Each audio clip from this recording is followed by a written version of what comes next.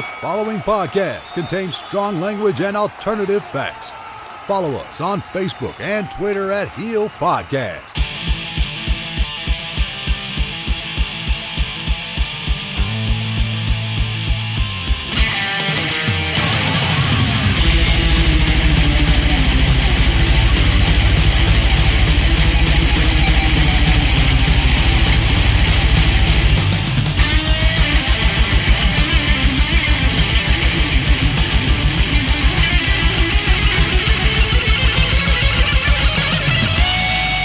Over the airwaves and under the influence, we are Turning Heel.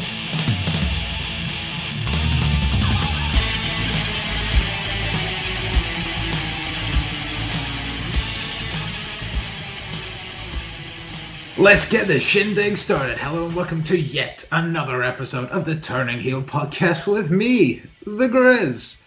And with me this week is Robert the Robot. Activate.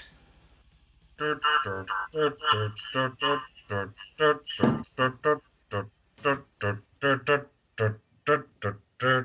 there's like a million robots coming behind me. The robot bunnies and they're still jumping, but you hear all the weird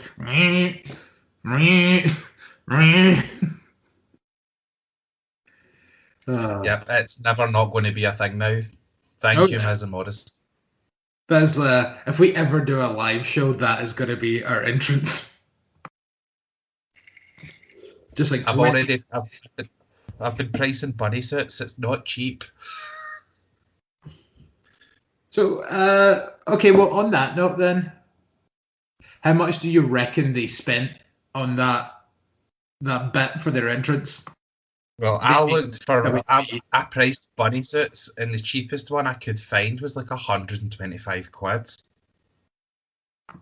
And was that like at least decent quality, or was it quite shite? Yeah, it looked like a decent quality. Yeah, so times that by 20 or 30, you're talking like this. You're talking in the region of like $3,000, $4,000. And if I've got $3,000 or $4,000, I'm not buying bunny suits, even though it would be super fun and worth it.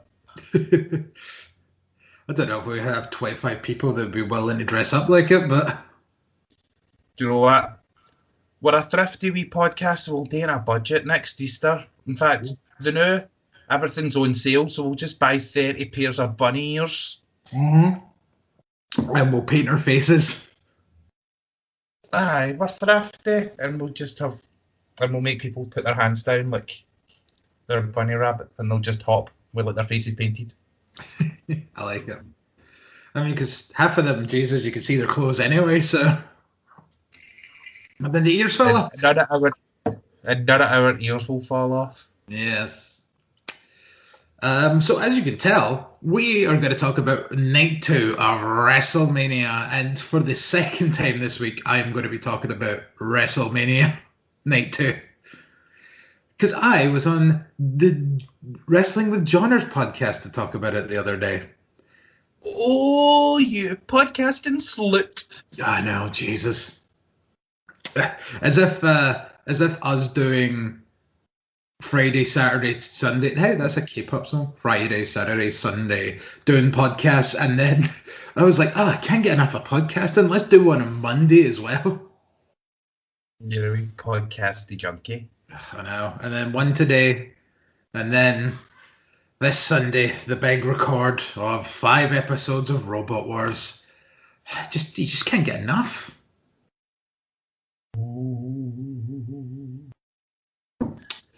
Robots, but not Robert the Robot. Yeah, we should have Robert the Robot on one time. No, Robert the Robot has been exclusively drafted to the Turning Heel podcast. Oh, yeah, but there's going to be a shake-up soon. I'm exempt. I'm like Brock Lesnar. Well, like Brock Lesnar, he wasn't on this show, so we will kick in with the first match of WrestleMania Night 2 as Randy Orton took on The Fiend. This was, at the time, I was very negative towards it because it wasn't what I wanted it to be. It wasn't Firefly Funhouse. It was a singles match. Mm-hmm. It's incredibly short. Oh yeah, it was. I was looking. I think I was looking back and seeing the promos from Bray and Alexa on YouTube. I think I get it now, and I'm not. And in hindsight, I'm not hating it as much as what I did on Sunday. I think you're talking about the promos from Raw, yeah? Yeah. I watched them on YouTube. Yeah. Who's got time for shitty Raw after WrestleMania? This guy. Any little bits and details about Raw that come on this, I'll chime in with quickly, but like there's nothing, like I'm not sitting talking about fucking Raw. We used to do that in the old podcast, and that drove us to retirement for a couple of years. Yeah. So we'll quickly run down the match, then we'll talk about said promos. I actually don't remember much about what Bray said, so if you can enlighten us with that one when we get to it, that I would appreciate. So before the match started, you seen the charred, boiled fiend walking down some kind of, space-looking hallway. And then he just regenerates back in the old fiend. It's like, well, bye, burnt fiend. Like the weekend at the Super Bowl. I assume some of you got that reference. Well, wasn't the weekend one of the theme songs for Mania? So at least that's a nice tie-in. Yes, it was. Because it's WrestleMania weekend. Last weekend. So Lexi comes out. She comes down, and there's a box-like structure there, according to Michael Cole, baby. Not a box. He's a dope, but I think that's not him. It's a box. It's not a box. It's a box-like structure. But it's called a Jack in the Box, so it would be a box. No, we can't call it a Jack in a Box. We're PG. We'll call it a Fiend in a Box. Calling it a Jack off in a box. Yeah, like I'm going to do after this show. Crank that knob, Lexi. Crank that knob. Yeah. She's not doing it hard enough. Faster. Jesus. Just choked my man. Yeah. So Lexi turns the crank, and I was getting all Insane Clown Posse vibes. Just me only. Sitting there going, turn the crank and see what's inside the mighty Regal box. There's a more obscure reference than your weekend reference. Well, my weekend reference isn't obscure. It was watched by 45 million people. Yeah, but fuck you. So the Fiend comes out, and he's pretty gesturing in the crowd when he pops up, like, for ages. And it's like, I think it was just kind of one of those things where it's like, let the theme play, because no one's heard it in fucking months and everybody loves it. And then diving clothesline from the top of the box to Randy Orton. Again, there wasn't much to this match. I think I looked at the times on Monday, and this was less than 6 minutes. So it kind of just was a quick brawl. The mandible claw got locked in, and then Wyatt attempts to see Sister Abigail until the box opens back up, and Alexa Bliss is there, sitting cross-legged in a black waistcoat with horns on the shoulders, bleeding black from her head, like with a kind of crown of thorns on her head. This distracted Wyatt. And then bang, RKO, 1, 2, 3, and it is over. So I mean, the crowd were into it until the finish, and I think they were just wanting just a tiny bit more. Like, because once they done the disappear thing, the crowd shat on it, but they were all over it until then. Yeah, there was that one dude, I think, in like a green t-shirt in the front row that was just literally like that. Pure just shrugging his shoulders like, the fuck was that? That was it? Yeah. I think they might have not got the reaction that they wanted with the boos, but they did progress a story, whether people liked it or not. I know, I think that's like the one thing that probably everybody's disappointed in is the fact that instead of this being a feud ender match, it was an angle. Yeah, it was an angle match on WrestleMania, and it's like, it's not really where I would have went with that. Or at the very least, if you're going to go with that, at least give us a bit more of match before you do so. So, like, stemming to Raw, like, Alexa Bliss car promo kind of saying, oh, well, he brought me into the darkness, but then he kind of left, and then the darkness consumed me. So why should I keep him around when I know what I'm doing now? This then obviously...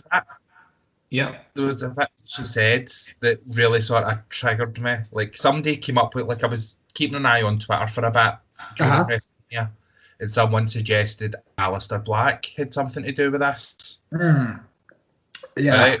So I was like, right, okay, that's a cool idea. But then in Alexa's promo, she said she found something truly evil. Yeah, but no one is ever truly good, and no one is ever truly evil. So maybe it's a link. And we also got to meet our new friend Lily. Yeah, which scared the fuck out of me, by the way. Oh, Lily's cool as fuck. She's got skulls for teeth. I know, but it was like the way that it just like kind of panned towards it. It's like, okay, it's a creepy doll, and then the creepy doll went, nyah, nyah, nyah, nyah. It was like, ugh. I was not expecting that to move. And then I think it was later on in the night we got one from Bray, who we've not actually seen for ages. Just plain Firefly Funhouse Bray. Mm-hmm. And it was kind of pally with Ramblin' Rabbit, which was... you gave him a kiss? yeah, give him a kiss while throttling him, but still it's just like, ha! Bet you didn't see that coming. But so I forget what he was kind of talking about after this, so enlighten us. It basically went all like television mad Christian priesty, saying he will be reborn, he will come back, he'll be reborn, hallelujah. But it was fun to see the Funhouse back. Yeah. I think the phrase I'm looking for is televangelist. And what's her face? The little witch character. She just kept. She was cussing down a storm. Yeah, she just kept telling Bray fuck off. She was calling Alexa not nice names. And then later on in the show, fucking choked him on tongue there.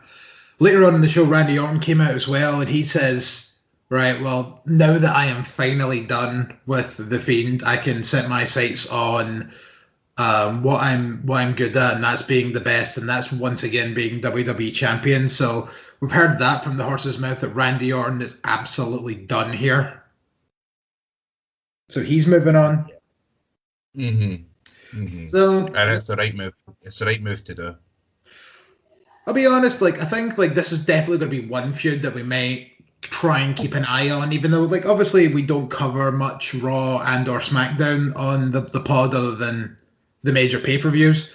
But this will be something I think we should continue to keep an eye on and kind of see what progresses from this, because even though the match wasn't that great or whatever, like it left a lot of questions, which then made it interesting. For I mean, lack of a better term. Yeah, that's the key word there. Interesting. It's the only interesting thing really that they have going. Mm-hmm. Well, it's the only thing that's keeping my interest, so I will keep up with it on YouTube because I'm not watching Raw and fast forwarding through just to find Alexa and Bray Bats. Exactly. So if you're one of those fans that doesn't fucking watch the main weekly television, like I don't think you're going to start now just for one fucking segment. But I'll tell you something else that was not interesting. And that was Natalya and Tamina versus Nia Jax and Shayna Baszler for the women's tag team titles. I feel bad. Let me finish my sentence. I feel bad for Shayna. Yep, I think we all do. And this is the thing. I'm not even the biggest Shayna fan in the world, but even she deserves better than this. Like, Natalya's okay, but she's nothing special. But WWE always seems to depict her as this absolute great fucking pro wrestler, and she's just kind of coasting on the fact that she's part of the Hart family, and that's really about it. And I mean, you ask a lot of people. There's another Neidhart that is probably better that doesn't wrestle, but also the thing that they're trying to do here is for about the fifth time, genuinely, they try to get this big face-off between Tamina and Nia Jax over as if this is a big thing. It's like, look at these two big, powerful women that are in the same family tree, and it's like, you've done this 5 times. Nobody fucking cares. Nobody cares because it's Tamina and Nia, and nobody cares about the two of them. Yeah, I think the idea they were going for is like almost like a female version, and maybe like all like not exactly like Undertaker and Kane, but sort of similar. Like, yeah, they're the two biggest women on the roster, so it does have like there is a slight bit of intrigue there, but at the same time, any good faith that Nia built up over the years is now gone. And Tamina's never really had any. Exactly. Fucking over 10 years in this company. The only title that she's held is 24/7 title, and that was for about half an hour. And let's face it, 24/7 title isn't really something that you should be, unless you're R-Truth. It's not really something that you should be proud of. Yeah, I think they threw her a bone because of how long she's been with the company. Well, that was the thing. Was she going into this match? I would have put all money on Natty and Tamina winning this thing. I had my money on. Which is you know what? Best thing to do just now for Shayna, see if you want to keep her in the tag division, that's fine. But hurry up and bring back fucking Ronda. She can ditch Nia, team up with Ronda, and there you've got a fucking money tag team in your women's division. I mean, even if Ronda isn't ready to come back or whatever, like, you have Shafir or the other one that I've forgotten the name of, Duke. Maybe not. Yes, we'll go into that. But what I mean is, like, at least naming the two of them is like, why not just bring up one of them? And to be honest, if they're going to be in the tag team division, even though they're still not great, they could probably hold their own in tag matches, and it would make it look a bit better. Yeah, they can work around that. Yeah, exactly. Well, anyway, Shania won. Let's move on to the next match. Because match ended with Nia being put in the sharpshooter, despite the fact she wasn't a legal woman. So Shayna comes in, locks in the choke, while Nia is still technically in the submission, and then Nia passes out. We move on to Kevin Owens versus Sami Zayn with Logan Paul there for reasons. I mean, this match was all right for what it was, but Jesus, was this once again a very short match, and definitely was not even close to the best Owens Zayn match they've had just in WWE. It pretty much felt like a short and snappy greatest hits. Yeah, pretty much. And do you know what? For the time they were given, it was good. Good, but not great. Because the thing is, between the two of them, you will any match between the two, you will never have a bad one. It might be short, but it will never be bad. But the two of them will put their heart into every second that they're given. Yeah, because you mean when Kevin Owens was coming out, you seen him get quite emotional. Are you going to piss on him for that? Well, I will. Okay, right. I'll get into this now. There's a bit in NXT where I kind of was like, ugh, here we go. And then I was like, right, you know what? I said a lot of like fucking pissy things over the weekend. I'll try and give Bianca a wee bit of like fucking slack from now on. Like, let's get over the fact that she lost me 50 quid because I had that rant a couple of times. I had that rant on Johnner's podcast. I think I'm over it now. I think I've got it out of my system. I still don't like her, but okay. Let's try and be professional journalists here. So there's a little preview. Why try now? Because like I still disagree with bits. I mean, we kind of, I think we spoke about it on the last show. Fucking feud building up to it was shite. I didn't think that the feud lent to a main event match. The match was fine. Still don't think it was a main event match. But anyway, I'll digress. I'll try and cut her a little bit of slack because I do feel like, especially over the weekend, even off pod, I was just like kind of winding you up a bit. You were. When they brought up the action figures, it's like, oh, does Bianca's come with fucking crying action? And you were just like, right, seriously? Stop it.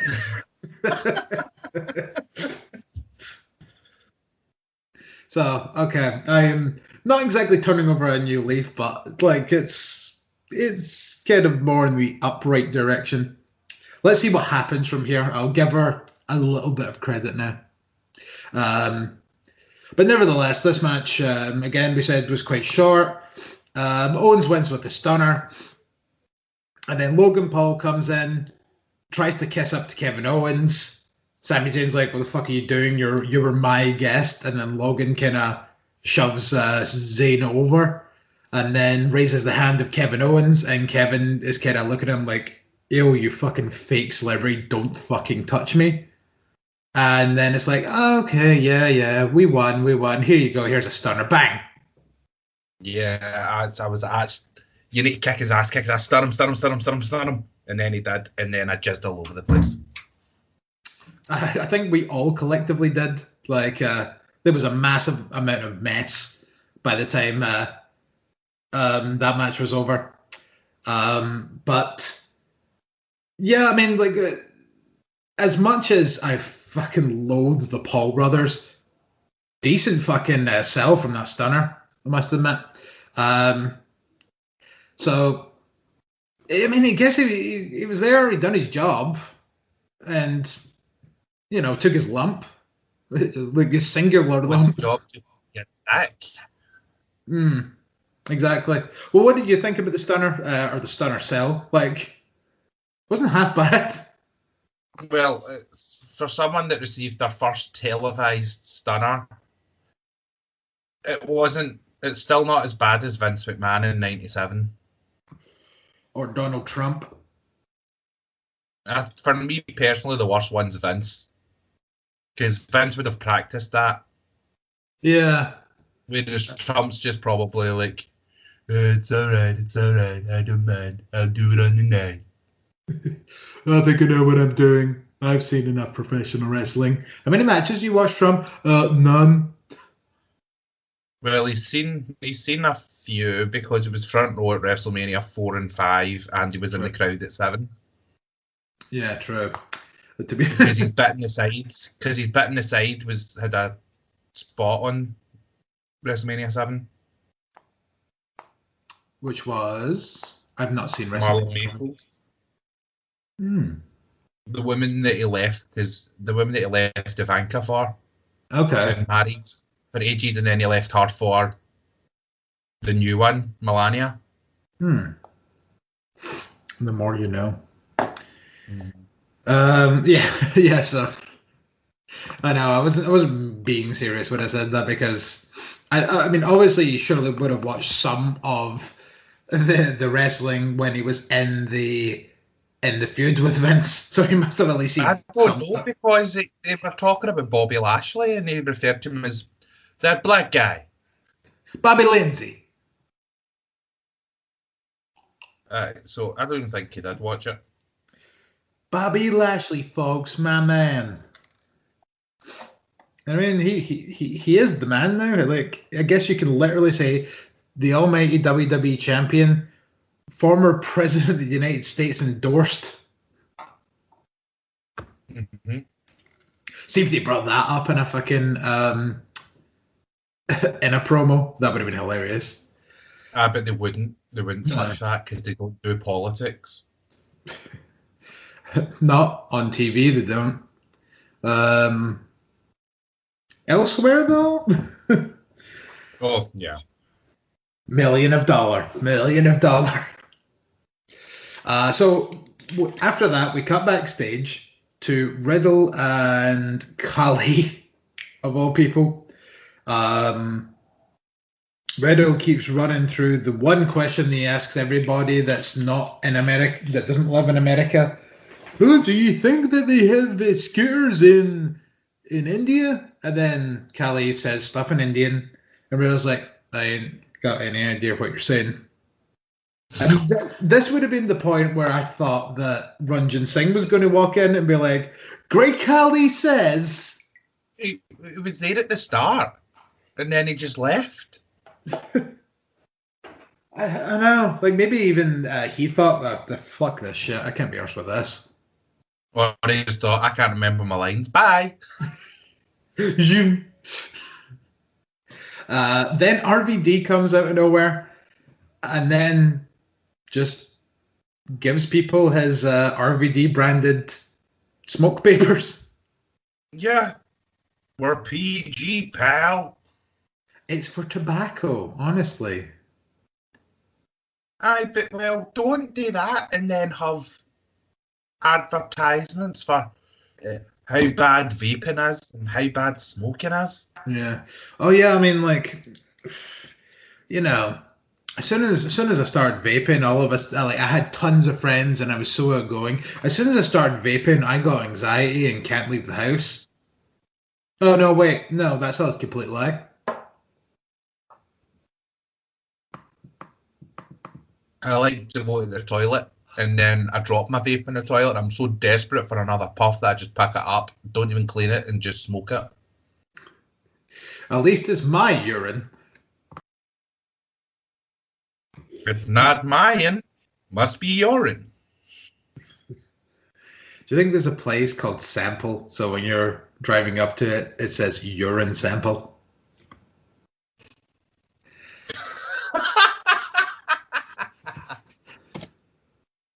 That's very good. I like that. Thank you, Chandler, for that one. This leads into the Sheamus taking on Riddle for the United States Championship. I love this. And your fucking never openweight championship match of the night. It was fucking brilliant. But what was brilliant about it was Sheamus kicking the fuck out of a rapist. Yes. But still good enough to, you know, not drop Riddle on his fucking head, which he had the very much potential of doing during the match. Yes, several times.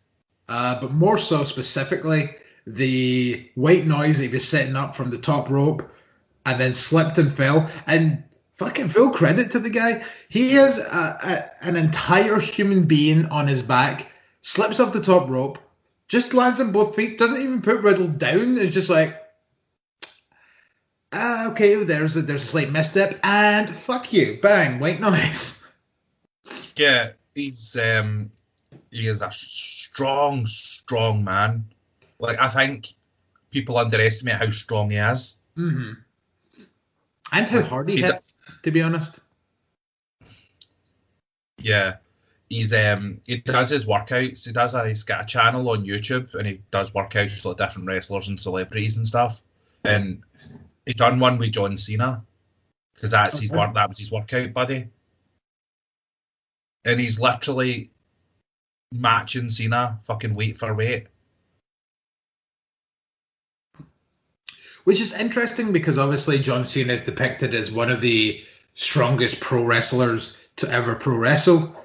And then you're saying that Sheamus is just right up there, right next to him, just like lifting weights like he ain't no thing. Aye, almost. Aye. He struggles maybe, but he holds his own. And then that's the thing though, also like the fact that like Sheamus can do that sort of shit, but he bases a lot of his offense on, you know, sort of more sort of strikes. Like, I mean, his finisher is the lobster kick. So it's kind of one of those things of he doesn't need to show off the strength that he clearly has. Because, I mean, I feel like this is one of these things when it comes to Sheamus is like, not a lot of people really give him a lot of credit for like how incredibly in shape that dude is. Yeah, considering all the health trouble he's had. Yeah. Wasn't there a period like a couple of years ago where everybody's like, yeah, this dude needs to retire soon. He has like spinal stenosis or some shit like that. That's why he was in the tag matches with Cesaro. Yeah, and I think like after the bar broke up, everybody's like, oh, that may be it for Sheamus.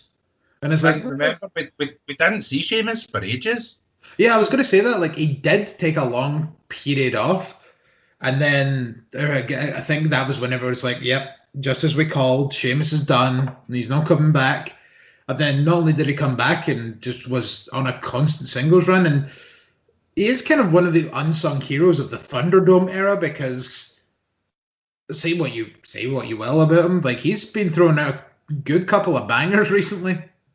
And this one with Riddle was no different.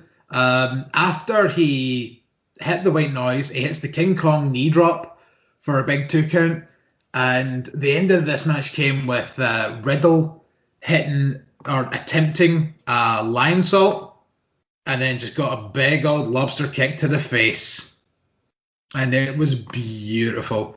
And then also, as everybody else noted on the many different rundowns that I've listened to of Night 2 so far, Riddle coming with his mouth wide open.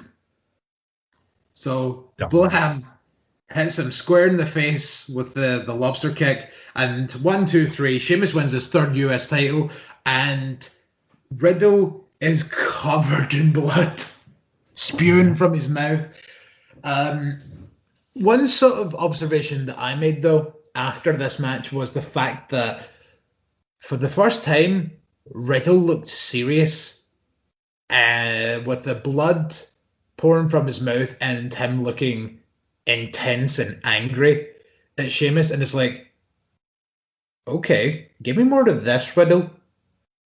Like, yeah, I never liked the whole, oh, bro, look at my scooter, bro nuts, bro. Oh, oh, Sheamus, do you know a leprechaun because you're Irish, bro? And it's like all this stupid crap. So yeah, it's very much like RVD back in the day in WWE. But RVD wasn't this insufferable though. But it does. But it kind, like, say, looking back and watching it, it kind of was, because everything was, yeah, bro, whatever, dude. I know, but like that's as I said in kind of One Night Stand that one year. It's like, oh yeah, like I've got a microphone and nobody tell me what to say. so I ain't going to be saying whatever did. Mm-hmm. So, I mean, when it comes to Riddle, I can't help but feel like there's a bit of, oh yeah, well, why don't you just go out and say what you want? It'll be funny, and then he thinks of his own skits, and that's probably part of it. As I feel like they make that's just get Vince all over it. This is the stupid shit that Vince McMahon finds fucking hilarious, along with midgets, saying the N-word, and toilet humour. And specifically black people dancing has always been something that like he loves just a good non-white person, because I don't really know what Brooks Clay falls under. But he just likes like dancing. Dancing is hilarious.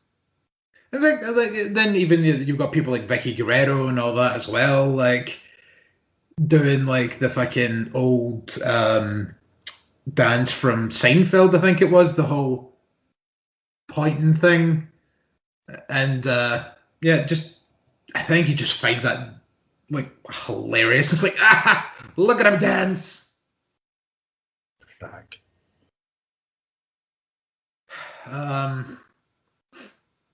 So this moves on. There was another like kind of backstage segment kind of around this time where Bayley interrupts Hulk Hogan again backstage. That was whatever. It's good to see Bayley on this show in some form or fashion, but Jesus Christ, was she wasted? Yeah, I think if it was someone else that came out later on in the night, it would have been better. Mm-hmm. But yeah, we'll get to that one. We'll get to that one after this match. I think it might have been.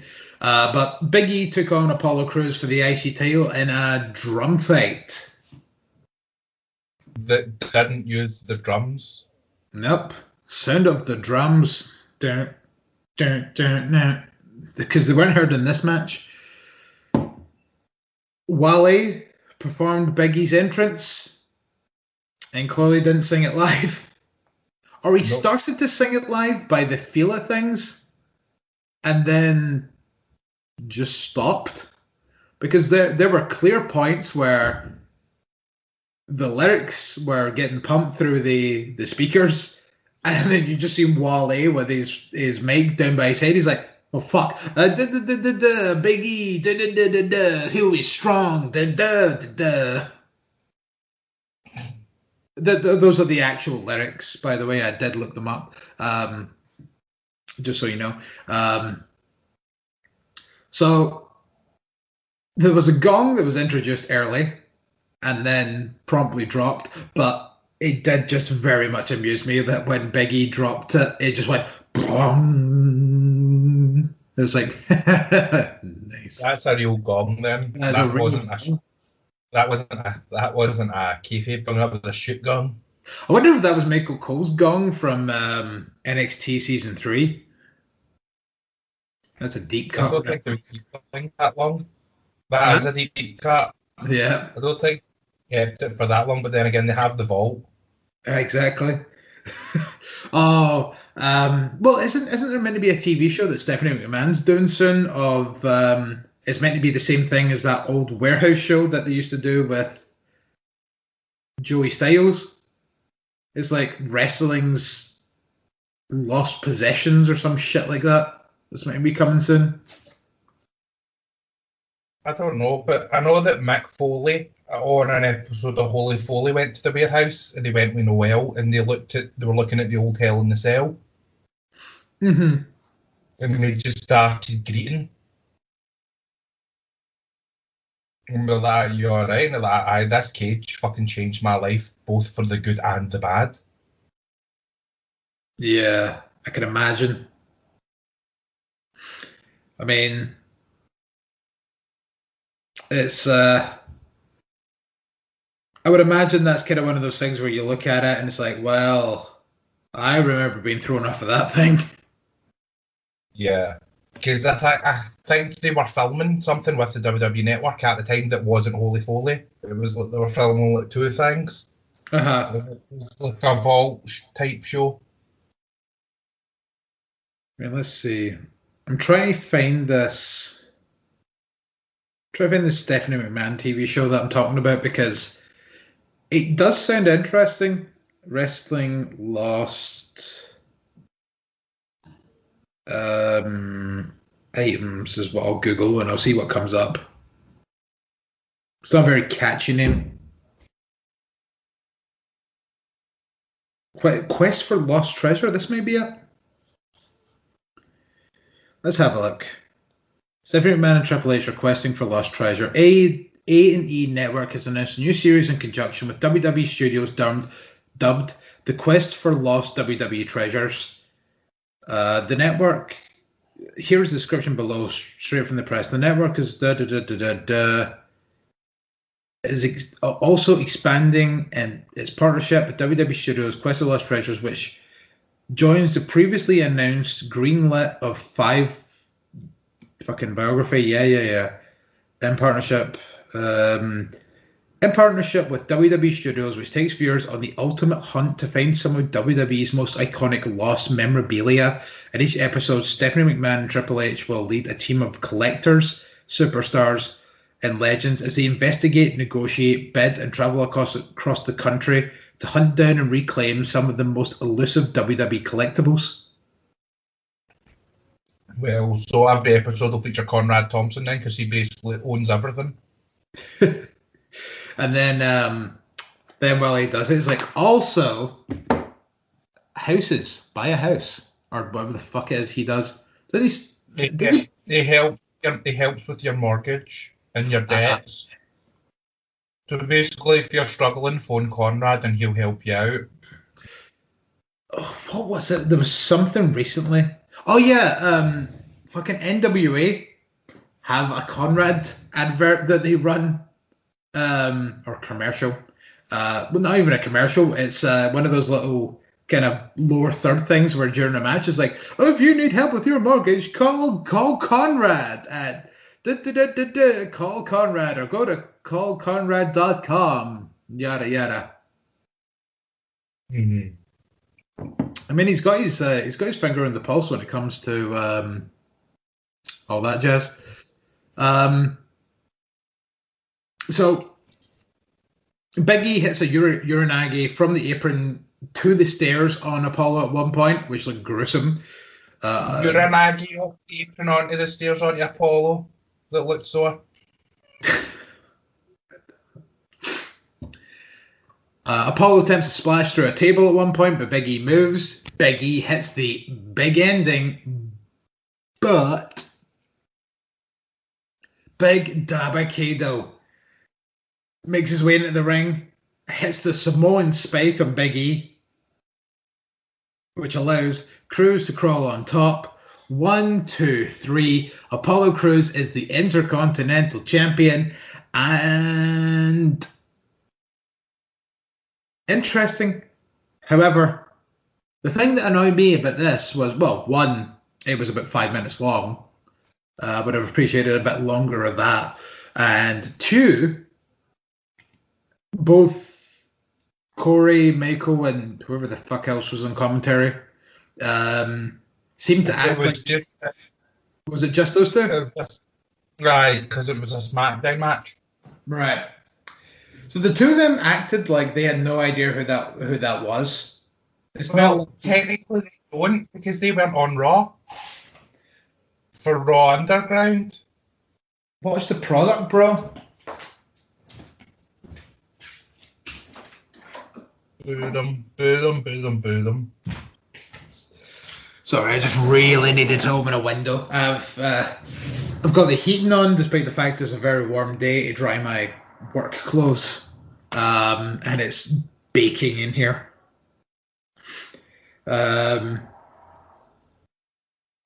But, well, so what do you think? Apollo Crews is... Oh, my God. Is that breaking news? WWE's come to terms with the release of Billie Kay and Mickie James. But what? Fuck right off. There's Billy Kay. Oh no! Obviously, you don't think you can read that, but No, I got the gist. Oh, right. Okay, 3 months' time, I know where she'll be. fuck right off. She was legit one of the most entertaining women in the entirety of WWE. Like, Mickie James, okay, I can get, and to be honest, she still has gas in the tank. I think AEW picking both of these women up will be a fucking excellent addition to their roster, especially in the women's division, which does need it. And I'm not going to be one of those people that's like, they just keep hiring every like former WWE person. It's like, no, well, like when it comes to this, absolutely hire the fucking two of them and do something with them. There's been more. Chelsea Green, Tucker, and Blake are also been released. Motherfucker, are they going on a fucking spree right now? They've made all their money from WrestleMania, so they're now just sacking everyone. Right, so Tucker, Chelsea Green, and Wesley Blake. Oh, Wesley Blake. All right. Although, saying that, I wouldn't be surprised if Murphy may also be in the chopping block. Yeah, and Murphy's fucking awesome, so that would be sad. Well, Tucker seems very happy. Well, yeah, no shit, because the fucking last time, we seen Tucker was in the Andre the Giant Battle Royal. We had no idea who the fuck that guy was until he got eliminated. And they went, there goes Tucker. Mm-hmm. I think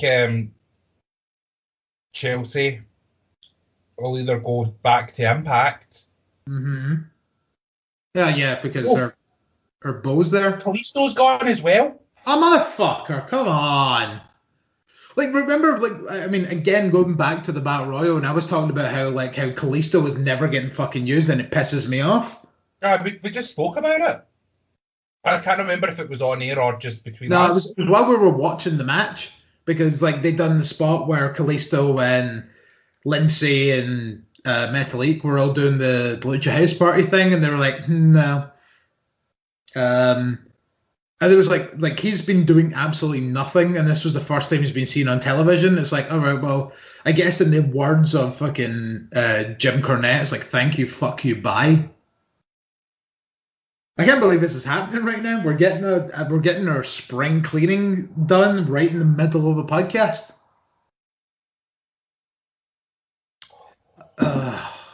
Right, well, they done this last year, remember? Mm-hmm. And they get rid of a roster. Like, they basically get rid of a third of the roster. Yeah. I mean, Kalisto, again, see, the only person that I can think of all these releases right now that isn't that big of a loss might be Tucker. But, I mean, this could be one of these things of Tucker could have an amazing run somewhere else and might just have a resurgence of being good, because the fact that we didn't recognize who Tucker was in that Battle Royal is because he looked completely different. The dude looks like he slimmed down a massive amount, had different gear and all that kind of jazz. He was unrecognizable. So, hell, I mean, I don't know. I mean, I think the Chelsea Green shout of her going back to Impact will probably be the right idea since Matt Cardona's there and they're together. So that would be... Again, Impact have that sort of relationship with AEW. Yeah. Chelsea would also fit in AEW pretty well, because she got one of the pops of the night at fucking All In. What was she doing at All In? She was in a fatal 4-way with... Oh, yeah. Tessa, herself, Britt Baker, and someone else. I can't remember who. Oh man, my fucking phone is lighting up right now. Yeah. I'm trying to keep an eye on the Twitter box. Right. If you can keep an eye on it, and I'll quickly continue rifling through Mania. So Apollo Crews, new champion. That's something that I appreciate. Obviously because I fucking can't stand Big E, but that's me. Rhea Ripley versus Asuka for the Raw Women's Championship was up next. Rhea Ripley gets sang to the ring by the lead singer of New Year's Day, which it was okay, but there were definitely times where I feel like the lead singer was offbeat. So she was kind of like struggling to kind of like get back on beat when it came to like singing. So it was like she was like, "Oh fuck, I'm a bit." Joe's gone. Samoa Joe? Yeah. You motherfucker! Joe and Bo Dallas. Oh fuck. Jesus. Bo Dallas just skimmed the cuts fucking last time. And I guess like everybody kept saying, "Oh well, you need to keep Bray Wyatt happy," but I guess not this time. Oh, Samoa Joe's a big shock. That's the biggest shock. Oh, this is going to be interesting now. Because I've been saying for fucking months, why the fuck is Joe not wrestling? We have we have like a future AEW champion floating in our midst now. Tony Khan is just sitting there rubbing his hands like, 3 months, baby. Oh, in 3 months. That was from the official, like that was from WWE's official Twitter page a minute ago. Mm-hmm. Well, definitely keep an eye on that, and just chime in and interrupt anytime anything else happens. Yeah, it was a decent performance, but she was definitely offbeat at times and was struggling. So she was like, "Oh well." When you panic, sometimes you just get louder instead of faster, and I feel like that was kind of what was going on with her. The biggest spot in this match was the insane-looking DDT from the apron to the floor when Asuka hit Rhea with the implant DDT. Looked gruesome. There was a point in the match where Asuka locked in the Asuka lock, but Rhea flips out and gets a pin for a 2 count. Then, like, to close this match, it just literally came out of nowhere with Asuka bouncing off the ropes, going for a kick, which Rhea ducks, and then just managed to snag a fucking neat-looking Riptide. Blam, 1, 2, 3, and Rhea Ripley is your fucking champion. So, here's a wee bit of detail, like, what are your feelings on Rhea Ripley, like, just in general, and then her winning the belt? Or even like how the build was, because I mean there was very little build. So, but yeah. bearing in mind, obviously, this was clearly meant to be Charlotte in this match, and then Rhea. Well, that's just what I was about to get to. The build was so short because this was a makeshift match because Charlotte had COVID, so. Why not put the other amazing blonde, tall wrestler in with Asuka? Rhea's one of the best, in my opinion, and the fact that she's so young as well. I mean, she's only like 23, 24. Well, this is one thing that I've brought up, maybe not on this podcast, but on a podcast, so it's definitely out there in the the wrestling podcast medium of the world. Rhea Ripley at this point has the chance to be the ultimate Grand Slam, like, you know, the big daddy, because she has already won the UK Women's title, she's won the NXT Women's title, she's held the Raw Women's title, she won the Royal Rumble this year.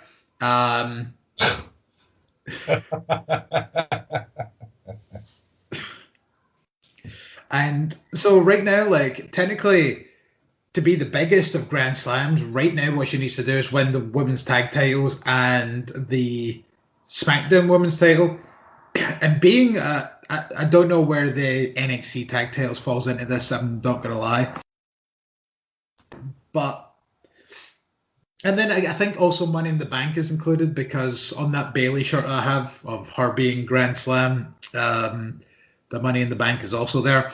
But being 23, 24 years old, she has the world ahead of her and plenty of time to do this. So at some point, there is absolute potential that she becomes the Grand Slamiest Grand Slam champion in the history of Grand Slam of the women's division. Would not surprise me if Charlotte caught wind of this and went, "Do you know what? I'm going to go to NXT UK." Exactly, just like I'm going to. I wasn't even slightly close to the accent. Fuck it. I'm going to the United Kingdom. I'll be back in a few months. Months? I'll be back in 3 days. Yeah. Well, 3 days of tapings, and that's like fucking 2 months of content.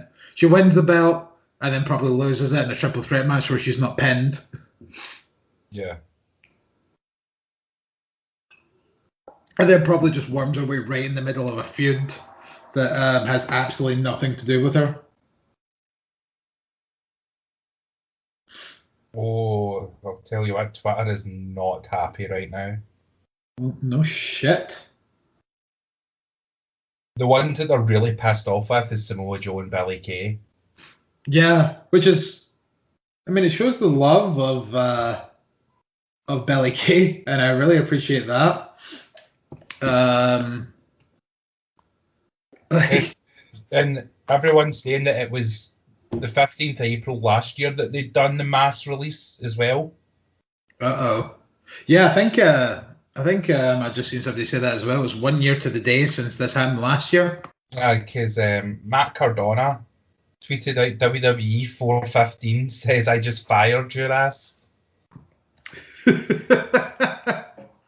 Well, this opens up so many opportunities. I think this needs to be a podcast all on its own. Like, just what do we do with these guys? Yeah, we said we were going to. We tried to be quick tonight, but I don't think it's not going to happen. Yeah, as long as this keeps going, we might be in for a long one. Well, I will continue to try and keep going anyway, because we move on to our main event. Brian of the Daniel variety, Roman of the Reigns variety, and Edge of the Edge variety go at it for the Universal title. Uso gets involved early, so Edge decides to take him out with an impaler on the stairs. That is your Andre the Giant Memorial Battle Royale winner for this year and potentially last year, since they didn't have it last year. The Edge just took out. There was one point where there was a double spear attempt from Reigns and Edge, which is the spot that everyone's always wanted from two people that do the spear as a finisher, and they fucking finally did it. There's one point where Roman sends Bryan through the announce table. Coming close to the end of the match, Edge. I'm not calling him Egg. This isn't the Attitude Era podcast. Swings a chair at Roman, but Roman snatches it away, and then part of the chair breaks off, and Edge just kind of looks at it like, what the fuck happened there? But this comes into play later on as Edge locks in the crossface and then starts using the leg of the chair and then just jams it in Roman's mouth, which had to be incredibly uncomfortable for those surgically repaired teeth. Bryan then prevents Roman from tapping out and then locks in the yes lock on the other side. And then both Edge and Bryan are just like, let go. No, you let go. No, you let go. And then they start bashing each other's heads together. That amused me highly. It's like two kittens fighting over like a fucking half-dead mouse. Edge then hits a concerto on Bryan. And this brings Uso back in to cause a distraction, this allowing Reigns to spear Edge. Reigns has a concerto of his own, then stacks Edge on top of Bryan, but with the technicality, and this is again something that I mentioned in the other podcast, was the strategical way that he made sure that Edge's shoulders were also on the mat when he stacked them. therefore having Reigns pick up the victory by pinning both men at the same time.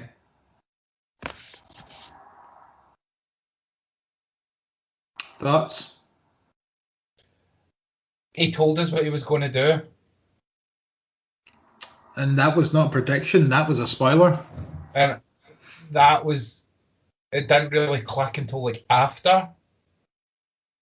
Like a couple hours after. And I think I woke up on Monday night and I was talking to Ben about it. And I was and then he said in SmackDown he was going to stack them and pin them. And I was like, oh fuck, he literally told us the finish. And we didn't even notice it. Sneaky. Indeed. I cannot believe that. It's one of these things of like the whole it's not prediction, it's a spoiler, and it's like, wow, like a lot of the times it's fucking right. And that's what pisses me off so much is like the people always try and like be like, nah. And then it happens and you're like, I feel cheated slightly. I feel betrayed almost. I did like the fact that Randy Orton and Edge had matching gear. Yeah, I also noticed that they were both wearing white on red, red on white. With black sort of accents. Yeah. There's been another sort of update, but no one's been fact yet. Go on. The rumour is that it's John Laurinaitis that's making the calls to the talent, telling them they've been sacked. Well, he was reinstated, well, rehired as the talent guy. Yeah. That is... Oof. Well... Somebody also said, man, it'd be really wild if WWE needed women's tag teams. Uh-huh. And they've sacked, what, 3 women? 3 women so far. Yeah, this isn't the end. I think there's going to be more throughout the night. Yeah. Well, we'll keep you updated as we go along here.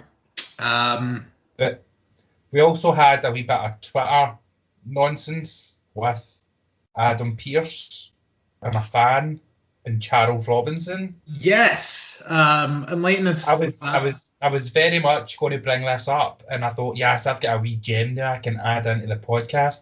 And then some idiot posts it in our group chat. I know, what a wank. Stupid, idiot. Sexy wank. A fan claimed that because Edge was over Daniel Bryan, that Edge should be the champion. Which a lot of people at the time were saying. So Adam Pearce basically tweeted saying, interesting, that's something to think about. Mm-hmm. Then senior official Charles Robinson chimes in going, Little Nate. Lil Nate. As the officiating referee, I counted the pin. I proclaimed Roman the winner. My call stands. I think, did not also say, all 4 shoulders were down. So, therefore, like, that's... And they actually were, all 4 shoulders were down. Yeah, because that's what I kind of said after that was, I'm with Charles Robinson here, and it's the way that Roman Reigns deliberately dragged Edge, or dragged Edge over Daniel Bryan, and he made sure that Edge's shoulders were also on the mat when he made the cover. It was like a very not methodical. What's the word I'm looking for? Meticulous? Maybe. It was intentional. It was deliberate, yes. Yeah. For lack of a fancier word that I can't do because I don't do big words. Or sometimes I pull out a big word and go, ha! I'm proud of myself. But yeah, it was very deliberate in the way that he was like, he pulled him over to the point where Edge was on his shoulders, and then I think he even went to the point of We've got another one. Putting his hands on both of them. 1, 2, 3. Roman Reigns retains the Universal title. Boom, boom, boom, pyro. WrestleMania is over and Release-a-Mania continues. Here we go. Peyton Royce has been released by WWE. That's the Iconics gone. What did we just say 5 minutes ago? Yep. Breaking up the Iconics was one of the worst ideas that you ever did because it left both of them with absolutely fuck all to do. And then in a world where you have thrown together tag teams and the Riot Squad, you release 2 former women's tag team champions. Well, Peyton possibly will join her husband.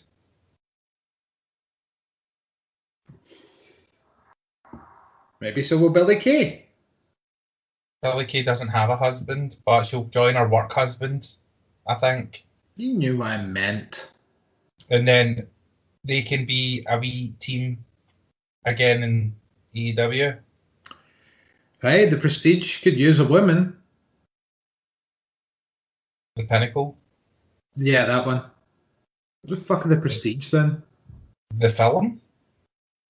I feel like there's a faction in wrestling called Prestige. Maybe I'm just an idiot. Maybe, because Joe was the prestigious one for a while. He says as he downs yet another vodka. But back to the tweet. Charles Michael stands. You didn't even get to the fucking kicker. No, and then Adam Pearce jumps in and goes, Charles, you see me in my office on Friday. So it's as if everyone's allowed their fucking opinion, except poor Lil Nate. Lil Nate is being chastised. I know. And like,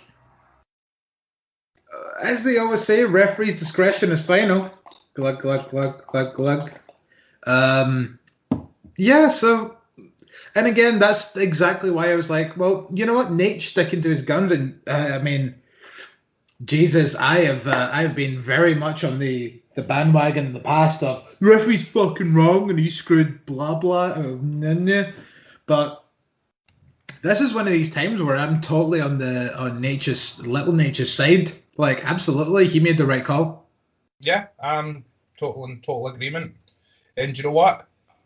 I will be more than happy for Roman Reigns to still be the champion without a break in his reign until next year's WrestleMania. The sentence that I would probably think I would never say like a year ago. A sentence I would never have thought I would agree with either. Yeah, Roman's been fucking on point since he came back at SummerSlam last year. The next entrant in the Royal Rumble is about to arrive. Okay, so saying that, just before we move swiftly on to NXT, who takes it? Who takes it from him next year?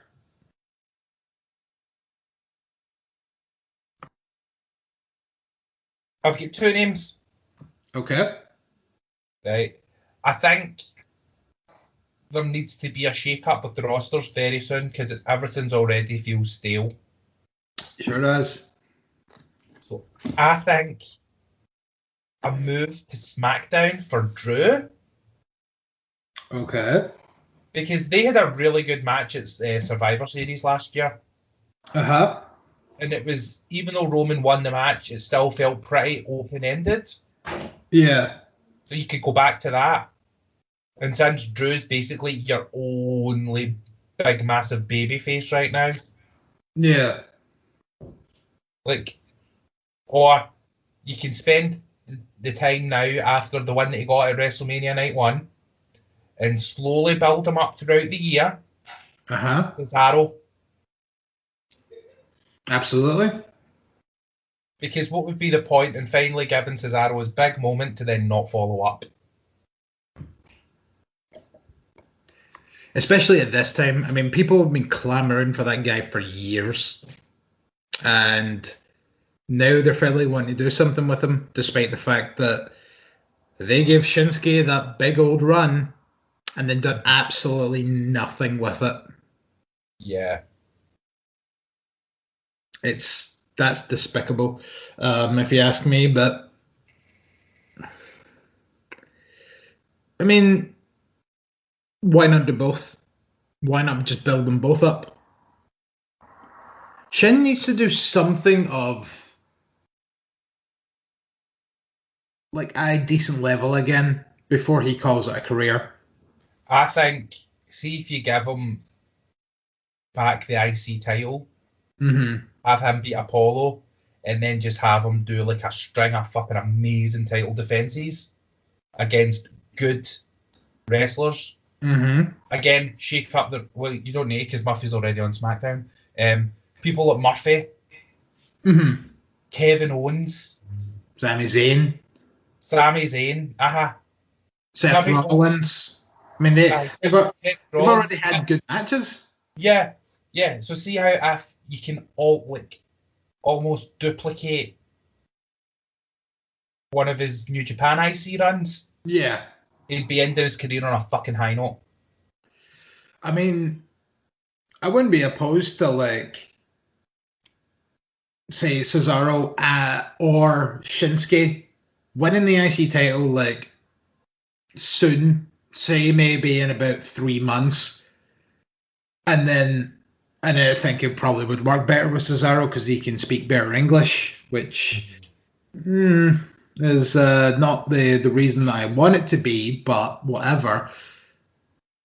Build this up. Let's just go with Cesaro for talking's sake. Have Cesaro come out every week and be like, this is the belt to win, and I'm the champion to beat. And just keep having him say that, and then, you know, maybe like in the background have like Paul Heyman kind of watching, like, I remember when you used to be a Paul Heyman guy and done nothing. But we've got a wise guy on here on Twitter trying to spread fake news. Oh, he's a wise guy over here. Yep, this is completely unbelievable. Charlotte Flair has been released by WWE. I'm pretty sure they put out that tweet on April Fool's Day. No, this tweet was done 11 minutes ago. And it has been debunked very quickly by Sean Ross Sapp of Fightful.com. Well, she just made her return on Raw. And basically, to me, I watched her promo because I heard it was supposedly very good, but all I heard was, I'm copying Jade Cargill, I'm copying Jade Cargill, I'm copying Jade Cargill. Sounds about right. I'm copying someone that's probably better than me right now, and she's only been in the business for about 6 months. Yep. But the thing is, right, Charlotte, like, although everyone has the hate for her, and do you know what? I can understand why. She's been shoved down people's throats. They're really putting her up on this pedestal constantly, to the point now where she's a 13-time women's champion, and she's been there for 7. She's been with WWE for more than 7 years, but she's only been on the main roster for 6, just less than 6. It'll be 6 years in July, and she's already a 13-time WWE Women's Champion. But Charlotte, but she's good. You might not like that, but Charlotte is good. She's a good wrestler. Like Charlotte, Becky, Sasha, and Bayley. There's a reason they are referred to as the Four Horsewomen, because they basically reinvigorated the women's division in WWE. Yeah. So, all the Charlotte Flair hate, fair dues, right? But please don't forget that she is one of the best in the company. Yeah, I think See, this is the kind of thing, like me probably speaking for most of the internet here, is I would probably argue that she is the least talented of the four horsewomen. Like, I mean, don't get me wrong, she is incredibly talented. She's and it's purely just because she's a Flair. She is related to Ric Flair, and that's the reason why she's getting the push that she's getting. Because, well, where was David's push? I mean, he was quite prominent in WCW. I meant in WWE. He got beat up by the Undertaker. I understand your the point you're putting across, but I think she's more than a Flair. Yeah, but like it just feels like she's said that fucking promo how many times about I am not just the daughter of my father, I am Charlotte Flair, and it's like you've said this about 8 times, and then and it's just that meme on the internet of the Tom and Jerry scene where like one of the little mice that isn't Jerry for some reason is holding the women's title, and then Tom is just standing there with his hand out, and it's like new women's champion Charlotte Flair, hand out. I love it so much. It's like my favorite meme. But another couple of tweets here. Okay.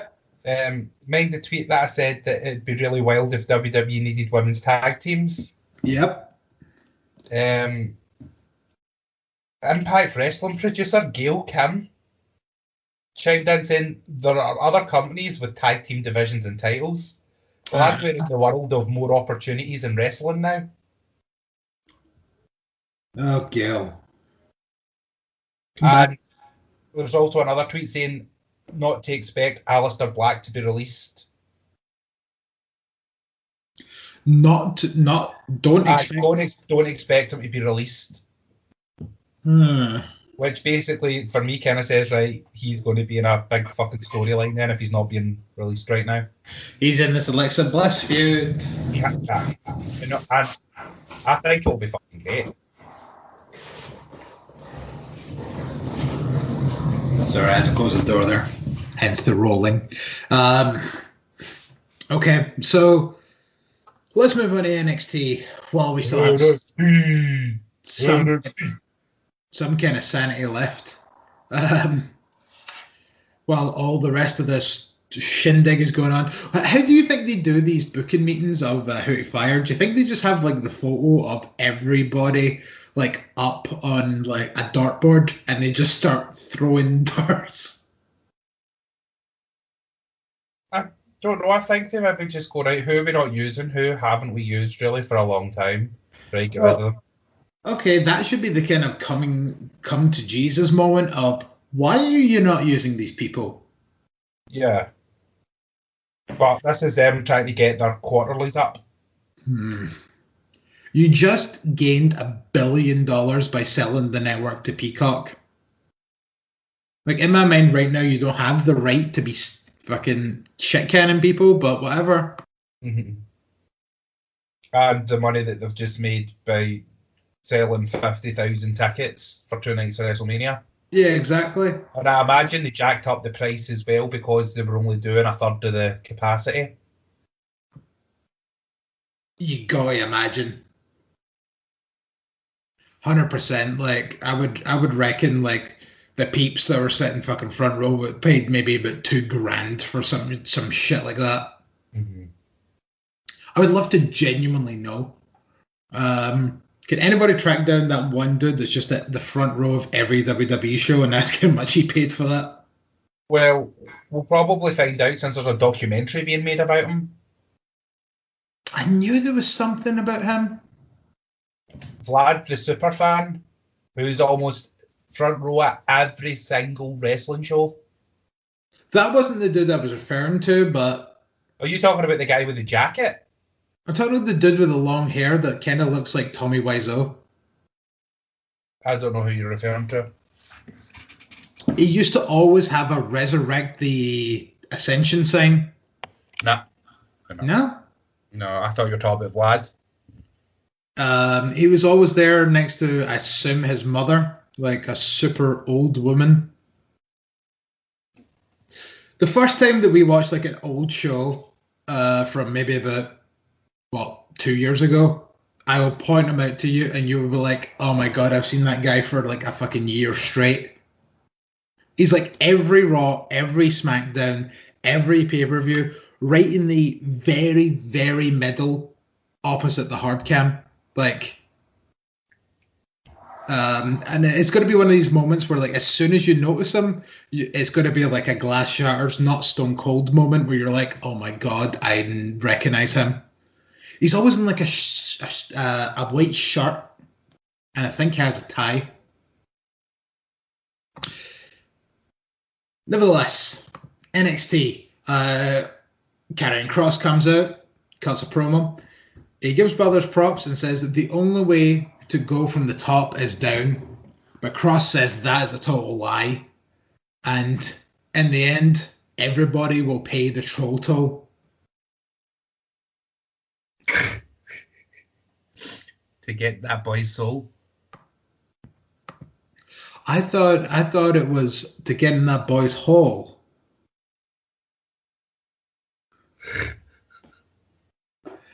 MSK take on Drake and Dane for the NXT Tag Team Championships. There was a sweet double book from Drake and Dane in the corner. Then they set up for the powerbomb on Drake onto Wes, but Carter comes in, moves Wes out the way, just basically having Dane powerbomb Drake. Wes sends Dane out the ring. Drake manages to snag a very tight, close roll-up for a deep 2 count. MSK then hit the blockbuster heart attack for the victory. And then Wolf gets in the face of Dane, and then Imperium, without Walter, take out Dane, but they do not touch Drake, which is interesting.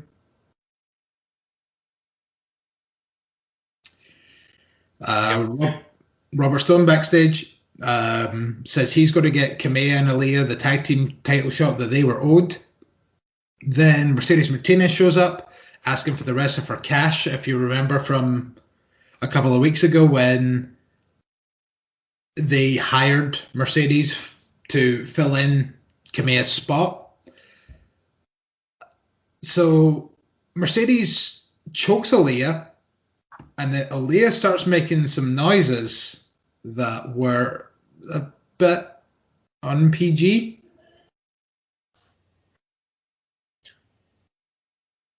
Porny. Yep.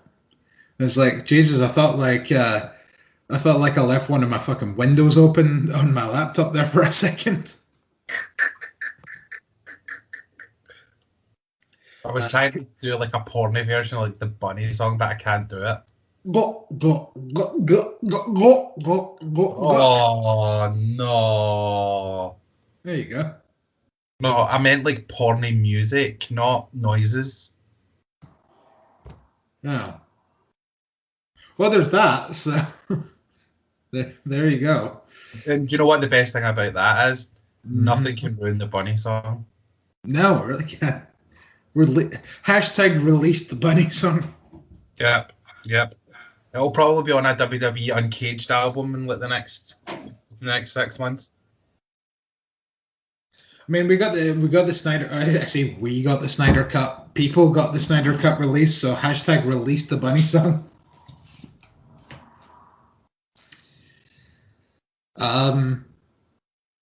So Kamea steps up to Mercedes Martinez, and they will go one-on-one a little bit later tonight.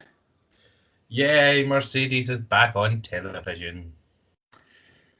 Well, she's actually very prominent in this episode. Like, and then to jump ahead a little, she actually does call out Raquel. Like, Big so, Gonzo. Yeah, Big Gonzo. Do you reckon this is just going to be the very quick, oh, well, let's have a somewhat credible challenger and then beat them kind of quickly for Raquel's first title defense? Well, I think she'll be the first challenger, but I think it'll be a competitive match. I don't think it'll be like a squash or anything. Because if you were going to do the squash, then you would use someone like a Jessie Kamea or an Aaliyah. Yeah, probably. At least it has potential to be like a good first match. Oh, yes. And being in there with Mercedes will do nothing but help Gonzo. Yeah. Plus, again, like, you know, there's clout there. Like, yeah. I mean, beating someone so established as Mercedes. Yeah, it really is another fucking feather in the cap. Yeah. So the show what happened after the match between Cole and O'Reilly last week. They both get carted into ambulances, and as they're getting wheeled into the local medical facility, you just have Cole, who's completely strapped down to his gurney, just screaming, "You ain't shit! You're dead, Cole! I'm gonna kill you!" Yeah, I loved the fact that he's literally attached to a fucking stretcher, getting papped in an ambulance, and he's still shit talking. Mm-hmm. What a professional. So do you think this is over between them now, or? Clearly not, if he's still shit talking. But it's you started off so fucking heavy. Where do you go after unsanctioned? I mean, that match was incredible and brutal, and I don't really know where you go from here. I mean, because typical WWE standards would say then we just go straight to a singles match. Which again would be incredible. Just the two of them just wrestling would be amazing. But well, why not do that first? Build up to fucking unsanctioned. Don't just. I think the feud kind of needed that first, to be honest. Well, have a street fight or something where the match fucking counts. I mean, the match, I guess, still counted. Aye, but it doesn't really, because it's not recognised by WWE or NXT. Or okay, I suppose more so like what I mean by that is the whole reason it was unsanctioned was purely for the fact that they said that Kyle O'Reilly was not medically cleared, so that was why it was unsanctioned, was because this was the only way they could have the match. Well, the way around that would be what they done with China at WrestleMania 17, where they have her sign a hold harmless agreement, where basically it just says that WWE and NXT are not going to be held responsible for anything that happens. So if you get hurt, we are not liable. Yeah. And that was just a straight up singles match. That wasn't an unsanctioned thing or anything. It was for a fucking championship. Yeah, I suppose, which is kind of one of those things where it is a bit weird in the way that it's like, that kind of stipulation, but it's also still for a belt. And it's like, could you not kind of skirt around that? Well, they did by doing we're signing this thing saying that you're wrestling in your own volition. We're telling you that you're not medically fit, but you're doing it anyway, so we can't be held responsible. Yeah. So Mercedes did take on Jessie Kamea, and then Mercedes plants Kamea with the spinning fireman's carry, 1, 2, 3. Then threatens Robert Stone for the rest of the cash. Robert Stone pays up. And then, as it says, Mercedes starts screaming at the commentators, saying, "Raquel, I'm coming for you. I've got my eye on you." And it's like, but you're speaking to, like, Joseph. Like, do you think that he knows who you're talking about, or who you're talking to? More so. It was very weird. Like, why would you scream at the commentators when you're trying to noise up your potential, like, when you're trying to intimidate the champion? Yeah. Weird shit. Weird shit. So the way are backstage, talking about their 8-person tag that's here tonight. They all go through saying, "I'm going to get revenge on Doodly Doo. Oh, I'm sick of this guy. Oh, we're sick of blah, blah, blah." And then Indy ends it with, "I sure do hope that I end up in the ring with Dexter Lumis so I can sort myself out." Something along those lines. Mm-hmm. She makes another sexual innuendo. Swerve talks in his studio. He talks about who he eliminated in the gauntlet and says that he wants to move on, but he can't until he takes on Ruff. So this is going to be the last time tonight that these two go at it. Santos Escobar issues an open challenge for the NXT Cruiserweight Championship. And it's answered by Kushida. What did we say last week? What did we say last week? Well, we basically said Kushida's not really doing much. The Cruiserweight division needs some credible contenders since Santos has beaten everyone. Flying Kushida onto 205 Live. And less than a week later, he wins the fucking championship. You're damn fucking right. And he comes out in actual gear. See? This is what I was talking about. He was wearing jeans for ages. Then he goes to wee shorty trunks and he wins a belt. So the shorter your trunks get, the more championships you win. Yeah. So the match ended with like just a series of back and forth pinfalls. Up. 1, 2, 3, and Kushida fucking steals this shit. And that was like, I was so confused. So confused. Yep. But basically now it basically means we've got almost a brand new Cruiserweight division. Everything's reset. People can go back for the belts. You can see Swerve go for Kushida, Ruff go for Kushida, Devlin. Yeah, which we'll get to in a little bit. So we've got fresh matches now within the Cruiserweight division. And in my opinion, Santos was the second best Cruiserweight champion. Well, the first best NXT Cruiserweight champion. But with second the design, Enzo. Aye, second behind Enzo. Nah, Neville. Yeah, of course. And as I've said a long time ago, one of the best parts of Neville's Cruiserweight title reigns was when he wasn't Cruiserweight champion. Just for the extra going out of the way that he did of when he lost the belt, you know, he would have like really shitty, gross looking straggly hair.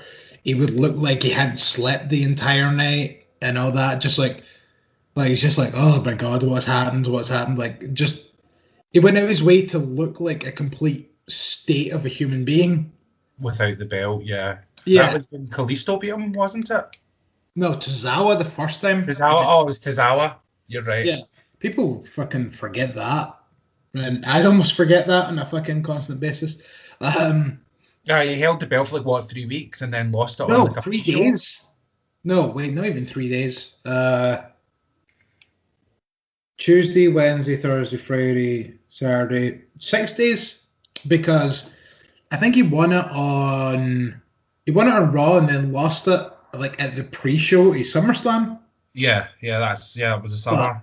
But on 205 Live was when Neville came out looking all disheveled, like he hadn't slept the night before, his hair wasn't done and all that, and he was just like, I need my belt back, I need my rematch.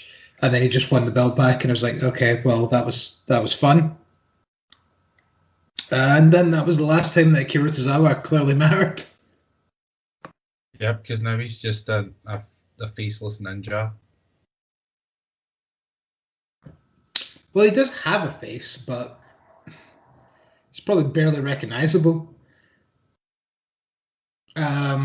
So backstage, Thatcher and Ciampa have their promo. Pretty much just says, MSK, we're coming for you.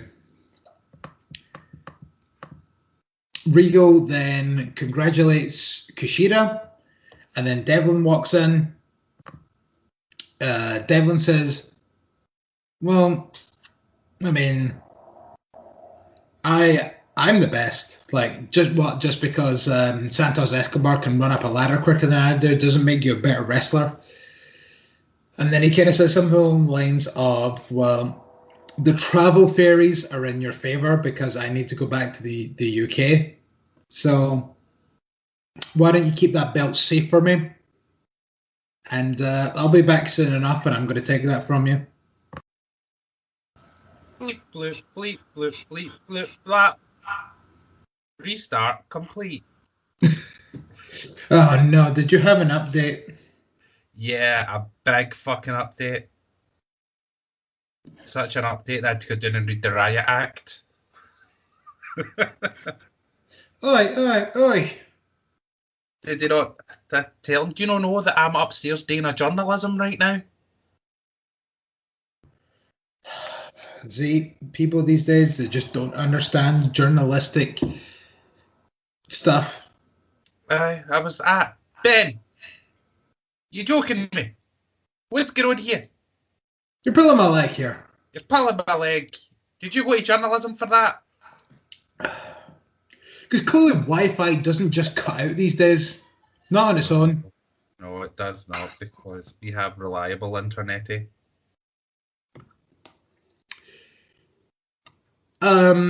Yeah, so anyway, we were talking about Devlin that kind of says, oh yeah, well, I need to go back to the UK now, but when I come back, well, I'm gonna take that championship from you, Kushida. I mean, top of the morning to you. There's a shrimp on me, Barbie. Yeah, that was an actual part of the segment that I just played there. I don't know if you noticed. We've upped that budget. We've actually got live clips. Yep. Just constantly doing. Actually, I actually paid for that. I paid Devlin on Cameo just to redo that promo just for me. What a guy! So nice. So what do you reckon? Obviously, Jordan Devlin heading back to the UK for a bit, but it's kind of one of these things of they could have gone over to do the takeover show to drop the belt, but it's clear that WWE are pretty high on Devlin. So yeah, I know that Sean is very high on Devlin. Yeah. With Sean being the Triple H of NXT UK. So what do you reckon, like, when he maybe eventually comes back, do you think Kushida will hold the belt till then? Maybe drop it? I think, say, by the time he comes back, we'll probably forget all about Devlin being a Cruiserweight champion and quite possibly coming back and going for the North American. Potentially. I mean, this is the thing that... Because now I want to see Devlin and Gargano. Because this is the kind of question I have, because I still don't really understand it, of the whole restrictions and people from the UK, they're able to come over for periods of time, but then they need to go back, and then they need to come back and all that. Like, so the way that Pac shows up for a couple of weeks on end, then disappears, then comes back, and all that kind of jazz, it's very confusing. So they only allowed over here for a certain amount of time to work, and then have to go back home. I don't know. I don't understand what the situation is, but to me it makes more sense to, if you're going to go somewhere to work, then just stay there. Yeah, why can't people like Pac and Jordan just stay here? Like, surely they must have somebody they could kind of bunk with. Well, in the case of Pac, AEW basically just pays for hotel rooms majority of the time, because Tony Khan owns he owns like a hotel. Yeah, and every other time on the numerous AEW wrestlers' vlogs, they're always in the same hotel every fucking week. He's going to leave here a free hotel. So I don't know what the deal is. And Devlin, I'm trying to think who's like his buddies are that are staying in America. Like, imagine he could probably keep up with Dane and Cross for a couple of weeks. Yeah. Or Drew, maybe. I don't know. I don't think he knows Drew that well. Maybe Sheamus? Sheamus a shout. Balor? What the fuck am I thinking about? Finn Balor? Of course, yeah, the fucking dude that trained him. He's probably too busy pumping that goddess of a wife he's got. His wife? Who's that again? His wife? Yeah, I forgot. It's one of the interviewers. Kathy Kelly? No, they broke up. Yeah. He married a woman that reports for like ESPN or something. Ah. Well, there you go. That was this clearly goes to show why I'm not the fucking date guy. The guy that follows who's dating who. Yeah, I'm that guy. Yeah. This is why you're valuable to this podcast. Mm-hmm. Raquel Gonzalez comes out next. Gonzo says, Gonzo comes out after a sweet little introduction from Dakota Kai. Gonzo comes out, she gets the pyro. Actually gets pyro and the smoke. Gonzo says all of this was because of Dakota Kai. Yeah. The whole run started, she says, like a year and a half ago, she came onto the scene and she wasn't ready, and Dakota Kai helped her through the whole thing. Gonzo gives props to Io, saying that she was one of the best, if not the best, NXT Women's Champions, which, yes, I wholeheartedly agree. I do not. Because Kairi Sane's run was too short. Although Asuka's was the greatest. Asuka was the best NXT Women's Champion. Yeah, but Io was fucking up there. Then the lights go out, and here comes that little flipper. He's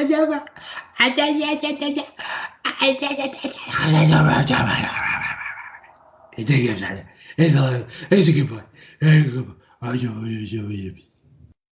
He's a boozer. Oh yeah, Frankie Monet also came out with Little Flipper. So it's another one of these cases of same Gifrick, fucking hell. Same gimmick, different new name. Same gimmick, new name. She comes out. She still calls herself La Abuela Loca. Or I probably butchered that. No, you actually got it right. Yes.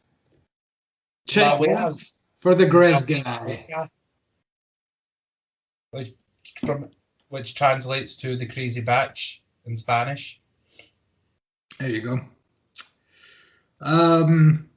She riffles off a bunch of random stuff like, "Oh, the NXT Women's Division is now more blingy and shiny and now that I'm here." And Gonzo says, "No, well, you're lucky you caught me in a good mood tonight. But if you interrupt me again, I'm gonna take Dr. Floof over here, and I'm gonna shove up your bum bum." Yep, shove him up your culo. Your culo. Listen to us, turning heels, gone bilingual. I'm by a lot of things, but lingual isn't one of them. Wait, did I just say that? King of the Ring 1998. Nailed it. Then all of a sudden, out of fucking nowhere, Rhea fucking Ripley shows up. Yes. Then they come in, go face to face. Then they smile. They cheers their belts, and then they hug. What a great moment. Yes. And then it goes to dark. Just kidding. Bianca Belair also shows up, which for a second I was like, how does Bianca being here make sense? And genuinely for a second I was like, oh well, here's someone that's getting shoehorned in. Because I mean, let me preface this by saying, okay, Gonzo, Rhea, they were best pals. They even done the pinky thing because they have the fucking tattoos on their pinkies. And then Bianca's like, wow, one of these is not like the other. But then they come out, all three of them hug in the middle of the ring. They pose with all their belts. And then they pull up this old school photo of the three of them. Because clearly they were all around at the same time.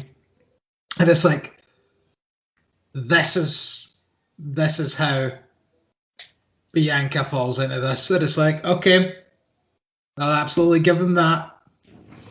And this is that whole kind of thing where it's like, you know what? I have been a wee bit of a dick recently when it comes to Bianca Belair.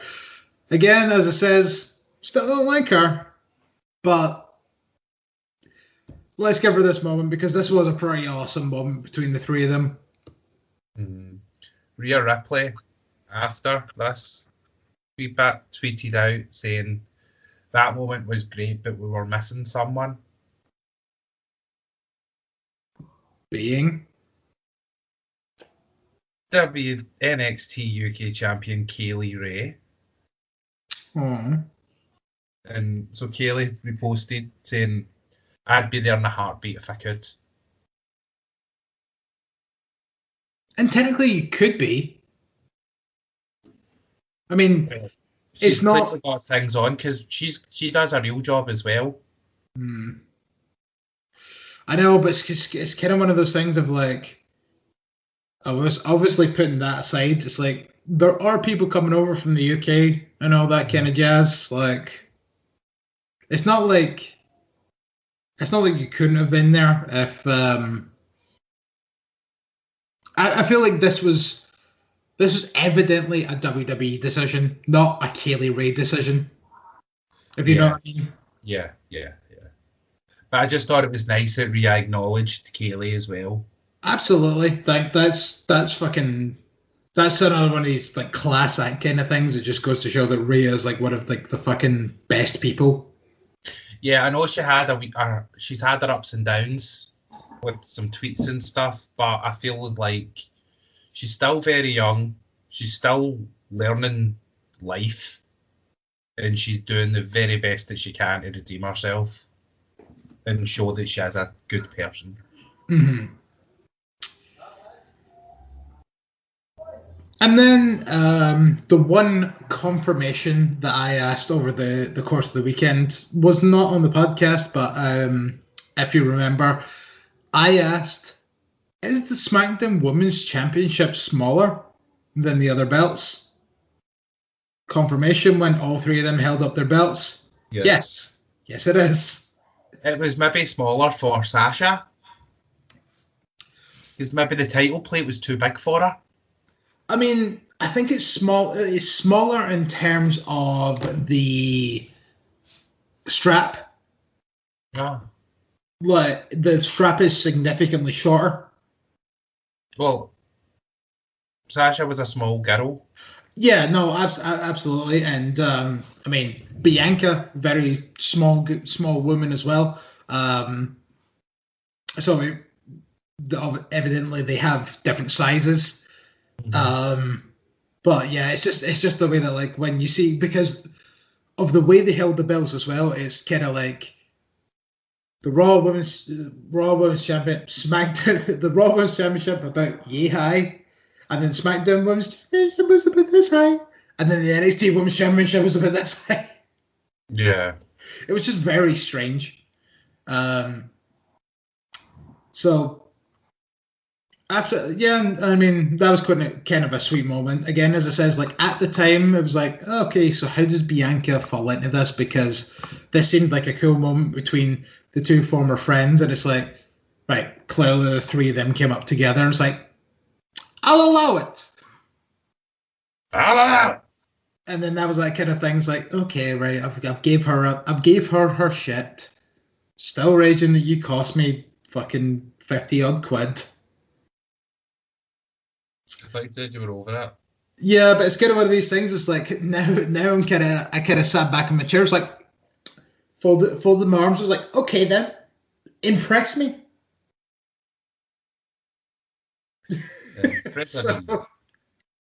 So this is going to be it from now on. This is going to be the test. Can Bianca turn me? There's a sentence. And obviously, yes, I'm aware. I've probably been like just shitting on her out of blind hate because I didn't like her before. Not gonna lie, didn't like her before the Rumble, but I've decided when it comes to this, and especially because Robert has been so much in the bandwagon of, come on, just give her a shot. This was a big weekend for her, and I've shat on her a lot because of Cryomania. That, like, okay, I'm going to take a step back. I'm going to be less fucking miserable cunt about this because I have been. So, okay, we'll give this a go. We'll see how we go. I'll give it a go. And this is one thing that we didn't mention was the next pay-per-view is going to be called WrestleMania Backlash. I don't know. So we'll put a pin in this, and then maybe by the time WrestleMania Backlash happens, we'll see if we still feel the same. Yeah. Well, why not? It's just still a stupid name. I mean more so in the Bianca experiment. Right, okay. I thought you meant just the pay-per-view. The Peacock special, as I'm going to refer to them now. Yeah. Which already we have our first match for. No way! Yes, it's going to be what it is. Drew McIntyre versus Bobby Lashley for the WWE Championship. I honestly think there's going to be a stipulation added.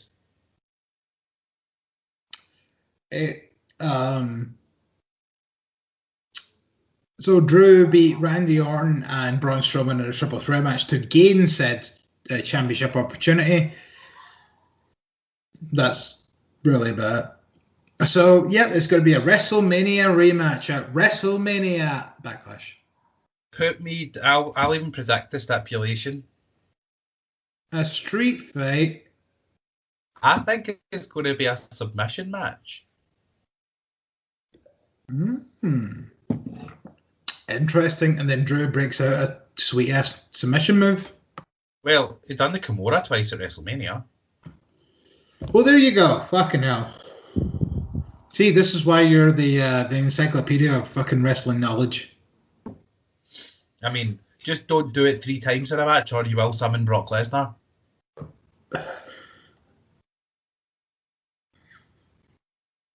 I just want it to happen now, like genuinely. But the thing is, right? See how if Lashley beats Drew again, there only is one credible contender for Lashley, and it's the match he's been wanting for years. The whole reason he came back to WWE was to get this match. Yeah.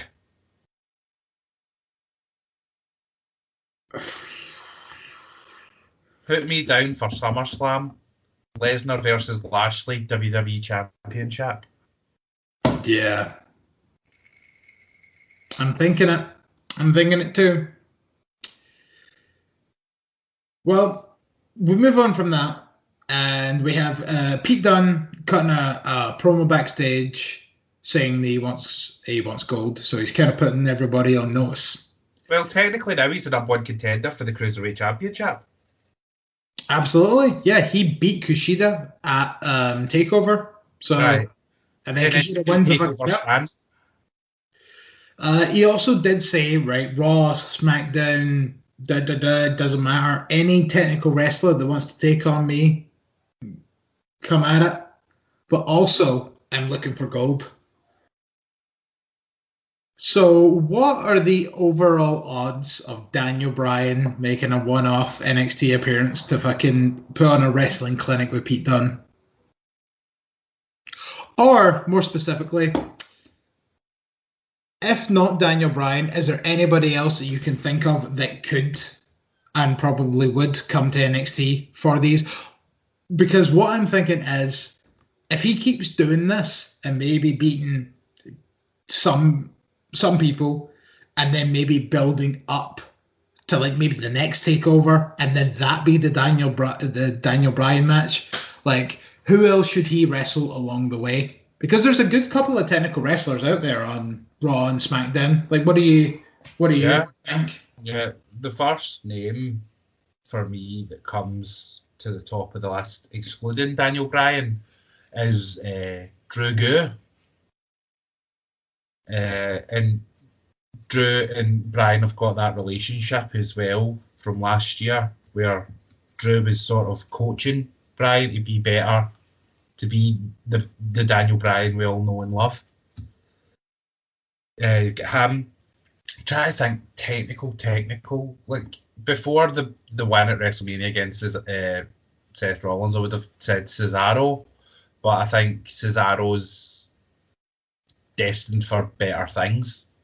Not better, sorry, that's the wrong word. Bigger things. Technical wrestlers who aren't too high up on the card. Shelton Benjamin is one as well. One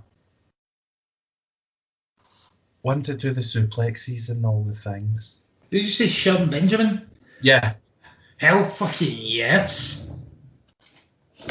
I was just trying to think of wrestlers that do like a lot of submissions and the suplexes and the dur-dur-durs. The hurdy-gurdies. So I would say Benjamin and Gulak. Yeah, no, that is a great like plethora. Two. Well, yeah, but still, you know what I mean. Like, if you would have picked two there on Daniel Bryan, there's two of the best. Yeah. Oh, I'm genuinely trying to think. This new guy, Gable Stevenson. Pretty sure his name was. He's a wrestler. Yeah, like maybe that may be his debut. Losing to Pete Dunne. I mean, it could make sense in the way of, like, okay, yeah, sure, like, he's an Olympic athlete and all that, but still, like, he can go probably hold for Pete Dunne, but then, like, maybe Pete Dunne will start pro wrestling him. That might be that bit of a, yeah, you know, and then manages to sneak out a fucking, what the fuck is the name of his finisher? Better End.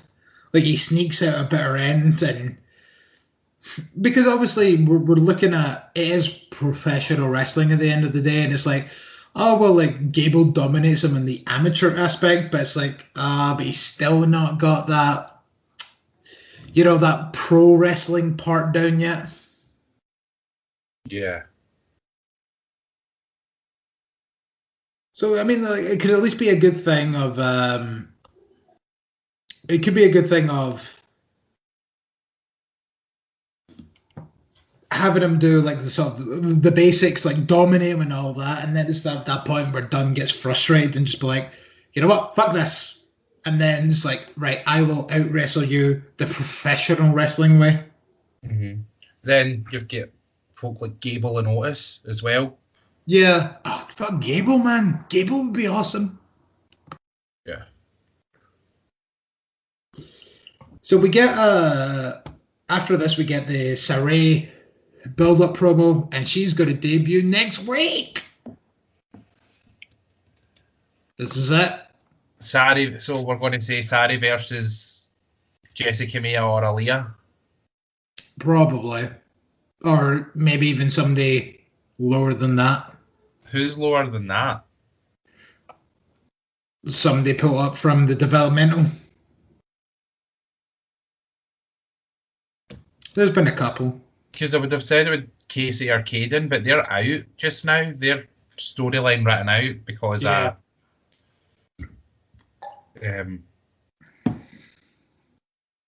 her name Mei Ling or something? Mei Yang, I want to say. Well, yeah, David, so I'm just going to call him David Lopan. I don't get the reference, but Big Trouble Little China. There's a movie I apparently need to see. Yeah. But that's basically what the storyline is. It's Big Trouble Little China. Is it actually? Mm. Right. Maybe this would make a whole lot more sense when I, like, if I watch that movie within the next week and I'll just, like, come back and be like, oh, I get it now. I'll send you a link. So Rico goes in his office and Roddy Strong is there, hands over the papers, and is like, I'm done. Then Rigo says, you know what, you can come back anytime you want. But I also assume that also includes his wife, which is Maria Shafir? Yes, Marina Shafir. Who looked fucking glamorous, to be honest with you. She's a babe? Yeah, she was. She definitely stuck out of the three of them. So what do you think this is? Do you think this may be a call-up for the two of them? Because this was stemming from earlier when we had that conversation about Shayna and Ronda, and it was like, well, Well, yeah, because what's Roddy left to do in NXT, really? Because he's split, like, Undisputed Era is no more. He didn't even get a match with Kyle or Cole out of it. I don't understand why they're doing this now, because he has unfinished business. He really does.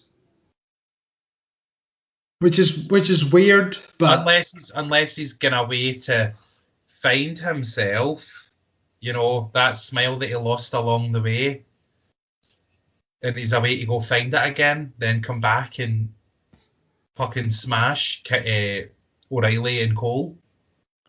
It was the smiles we lost along the way.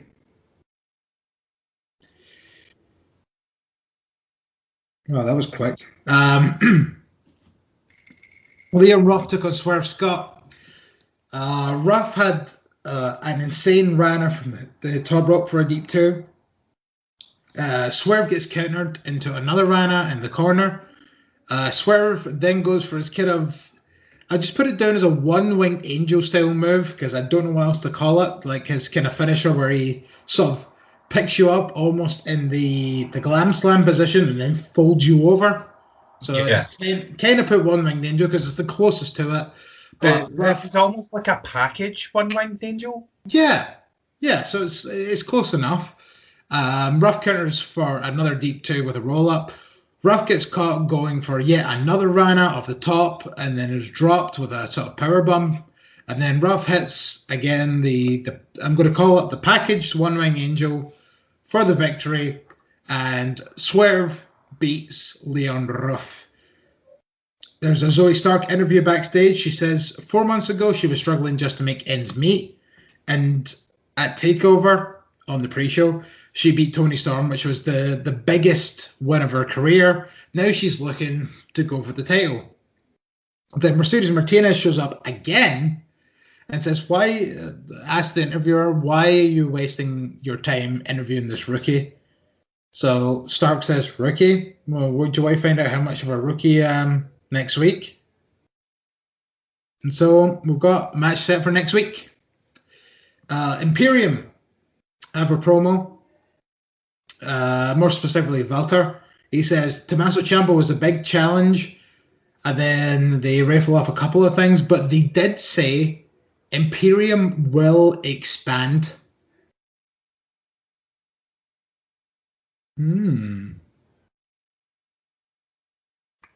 That leads to interestingness, which is also kind of making me think that Drake might join. Because if you remember, they did not touch Drake when they started beating down Dane in the tag match. I still think it's going to be Thatcher.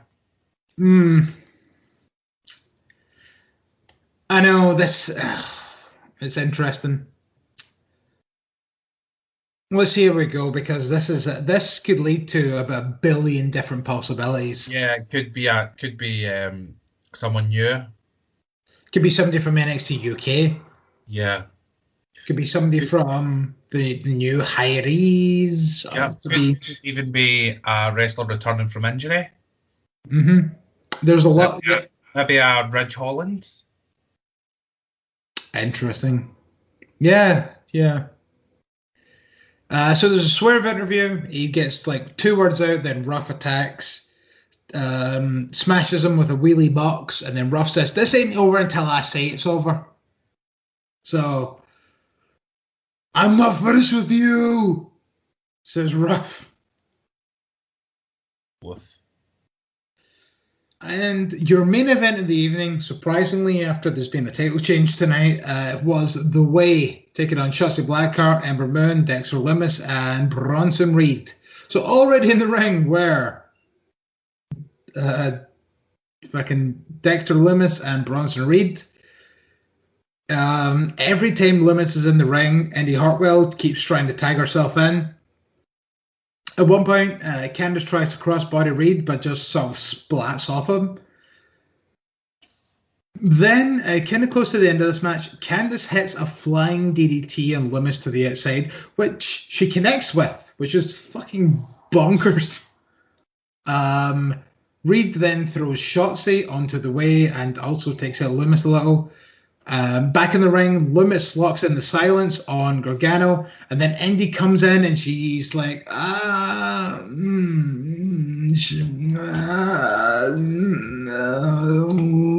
really want to bring this up because I love my team. I know. Pass out.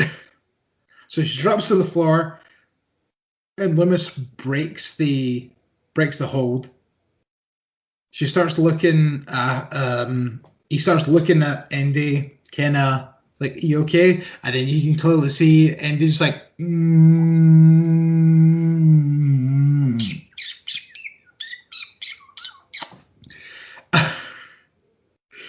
But before that happens, I believe it's Gargano or maybe Theory that kicks him in the back of the head. I think it was Theory, actually, because Lumis is out, and then Indy gets up. She throws Theory out of the ring. It's like, seriously, bro, you're cock blocking me here. And then she's like, okay. So she goes to the edge of the ring, passes out again, and then Dexter Lumis kind of turns around, like, okay. So he scoops Indy up, starts walking away. And then Indy, like behind Dexter Lumis's back, just kind of like, ha ha ha, yes, thumbs up, wink, ha ha ha, yeah, you know what's gonna happen now? Getting fucking plowed, wink. And then she's like, oh, also, she pulled a sensational Sherry. Yeah, pretty much. Just acts dead again, and then the two of them leave. It turns into a six-person tag. There was an eclipse on Theory as Ember Moon comes off the the shoulders of Reed. Reed goes for the tsunami, but Gargano gets up to stop that. Then he gets dropped on top of Theory, who's lying on the floor or the mat. Then Candice comes up. She tries to stop it. Then she's dropped on Theory with help from Shotzi. Then Reed finally hits the tsunami. And it is over. What a fun main event. Yeah, the Indy stuff is... Indy's over, man. Indy is over with this thirsting over Dexter Lumis thing she's got going on. It's fucking hilarious. Like this is the thing. See, before this, I didn't dislike. I pretty much nothinged Indy Hartwell. Yeah, because you didn't really know her. She just seemed like a tag-along. Yeah. But as soon as the way became a thing, like, she was one of... Because, I mean, we knew Johnny, we knew Candice. Like, they're fucking hilarious. Austin Theory now in this doofus character is fucking brilliant. And Indy was that kid of one person was like... How's she fit in this? She doesn't have a thing. But then she started to get a thing. Like, it turns out she's a nympho for Lumis. Even before that, like, she was incredibly entertaining. Like, just with the whole... she's almost like, in some sort of way, the kind of female Theory. Like... Yeah. She's a goof. She's a bit of a goof as well, yeah. But not as much as Theory. So she was also... There's a difference between a goof and a doofus. Yeah. Yeah. So she's a goof. He's a doofus. Yeah. Sip of vodka for the working man. Yeah. So it's like just like fucking Christmas time with the Garganos, stuff like that, where she was given the box of the PS5. It's just like, oh my god, it's a PS5. And then Gargano's like, well, it's just a box. Like, I mean, it's set up in my bedroom, but just because one wanted to give you, I can't give you physically, but I'm going to give you the nickname of indie wrestling. We all love indie wrestling. It's just like, that's the best gift ever. And like, that was the point where it's like, Indy Hartwell, yep, she gets it. And now I love her. So the way is the way to go. See what I did there? Oh, baby, I love the way. Every day. Every day. I want to tell you I love the way. Every day. I want to be with him night and day. Oh, the way. God damn it. That's got to be a chant when live, like, proper crowds come back. Clearly, that seems like a UK thing. Yeah. Because, I mean, there's crowds in the Capitol Wrestling Centre. How would they not thought of this yet?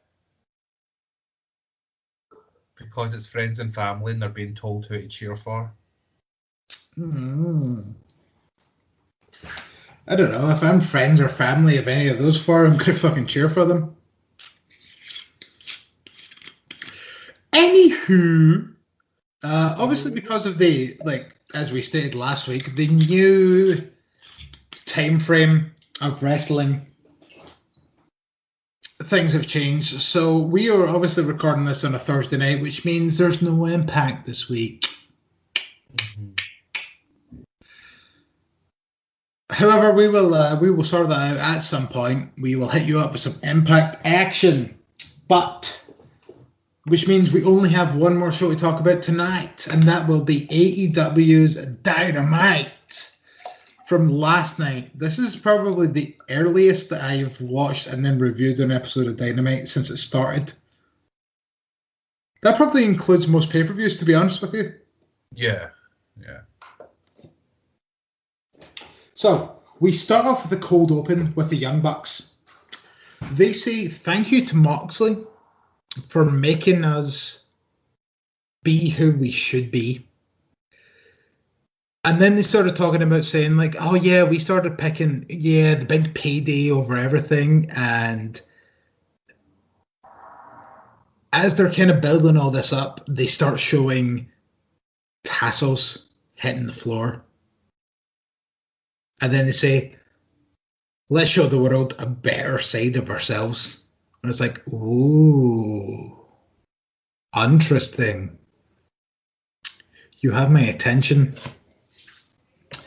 Then MJF sort of joins Tyson. MJF says, I don't want you to cheat in your match, but I just want you to be in the right side of history. I just don't want to make a big mistake like the one on the side of your face. And then Tyson starts to square up to him. He's like, whoa. Right, here, look. Here's a blank check with your name on it.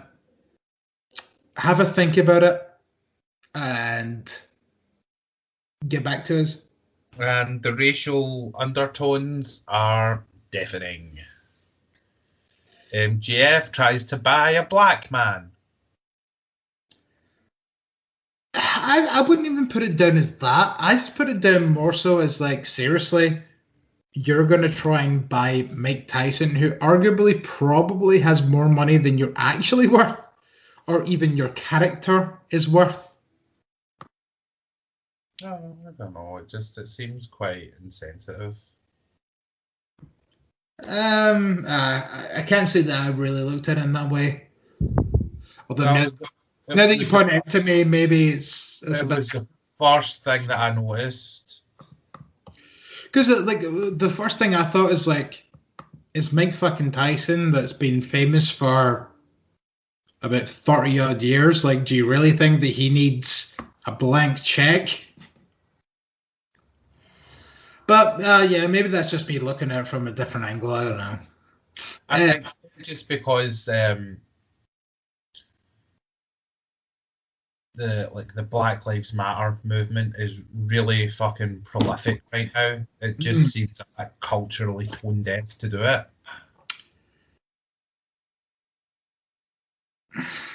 I see what you're saying. I really don't think that's what they were going for, though.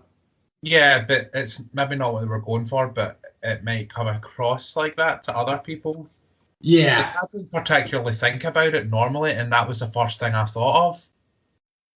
So this angle might receive some heat.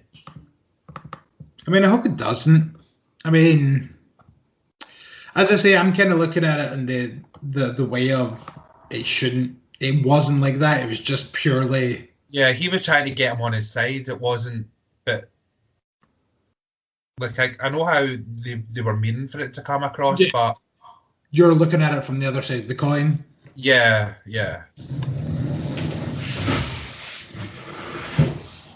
Whoa!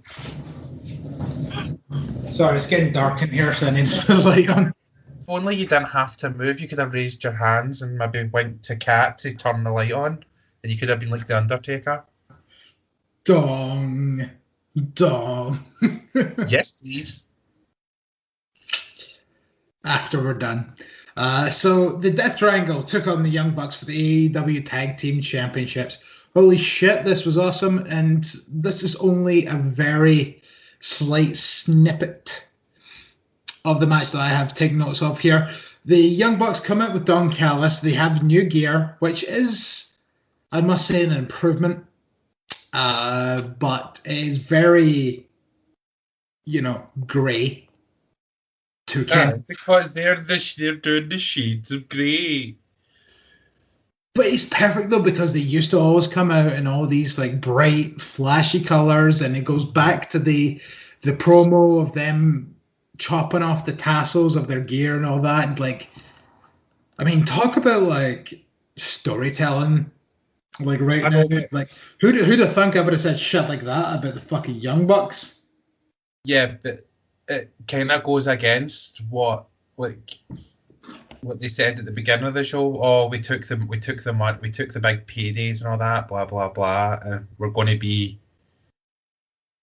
who we want to be and da da da. But yet they're wearing fucking Christian Dior trainers.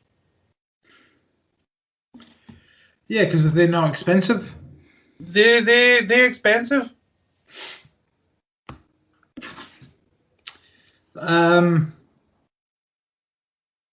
So it's kind of like, maybe go back to like your Reebok gutties or whatever it was.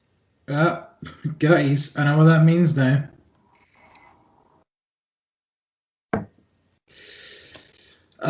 So Death Triangle, took on the Young Bucks for the W Tag titles.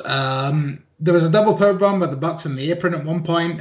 Phoenix then hits a double cutter, gets a deep 2 off of that. There was a fluent as fuck Buck Destroyer from, I think it was Nick on Phoenix, and it's see, in terms of Canadian destroyers, Jesus, this one flowed like fucking water through a keyhole. I don't know. Water through a thing the water would flow through. Phoenix and Nick then take out Matt and Pac with poison ranas on the floor as they face each other. Phoenix with a splash for another deep 2. Pac sets up for the Black Arrow and connects, but Phoenix tries to run interference on Nick. So Nick just throws Phoenix on top of Pac to break the pinfall. Nick hits a low blow on Pac as Phoenix tags in. Then Nick just rips the mask square off of Phoenix's face. There's a double super kick to Phoenix, and it is over. An incredible match to start the show. Yeah. And the chicanery of these new Young Bucks. Boo earns still. Indeed, boo earns, but I really hate the fact that I can appreciate it a bit more. Yeah. Because I think your biggest problem with them was, they're shit. They're just, look at me, we're good guys. They're so dweeby. But now that they're heels, it's like, oh, you can be dweeby and I'm meant to hate you. This makes it so much easier. But yeah, as we kind of mentioned, the gear that they have works perfectly because there's no tassels for a start, which makes it so much easier. And then, as you say, the shades of grey, which is a nice little cherry on top. See? Hangman and the Dark Order are backstage. Paige is asked, so what do you feel about the Young Bucks joining Kenny Omega and all this? And then Paige just goes, oh yeah, well, I'll answer that. Well, the first thing I want to do is update you on Silver's arm. So Paige grabs Silver's arm, and Silver goes, ah! And then Paige goes, I thought it was the other arm that was hurt. And it's like, well, yeah, now this one hurts too. Silver. Yeah. And then Paige says, with prayers, vitamins, and egg rolls, he'll be back in about 6 weeks. And then Paige goes, actually, I'm going to go and get some egg rolls right now. And then leaves. And then Alex Marvez is like, that wasn't the question I asked you. And then like all the Dark Order are like, yeah, it was. That's what I heard. And then that's it. We cut from interview. There's an inner circle interview after this where Jericho says that the inner circle have changed their ways and that they've started to make amends with people that they've fucked over. So the first call that Chris Jericho made was to Mike Tyson. And Mike Tyson says, I accept. If you ever need me to watch your back, I will be there. Hence why Mike Tyson came out last week and helped the Inner Circle.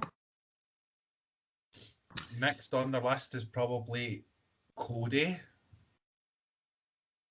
Oh my God, you're right. Oh no, Jericho comes out at one point and goes, you know what, that stipulation, let's call it quits. I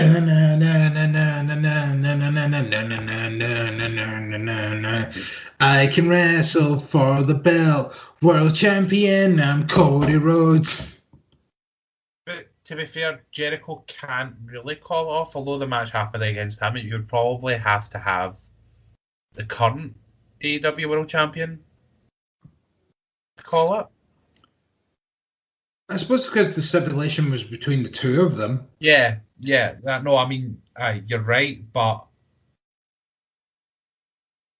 Jericho then can't just go, well, do you know what? I'm not the champion anymore, so you can fight for the AEW World Championship. It would probably need to be down to Kenny Omega right now. Maybe. And Cody's nowhere near the heavyweight championship picture at this point. Nowhere near.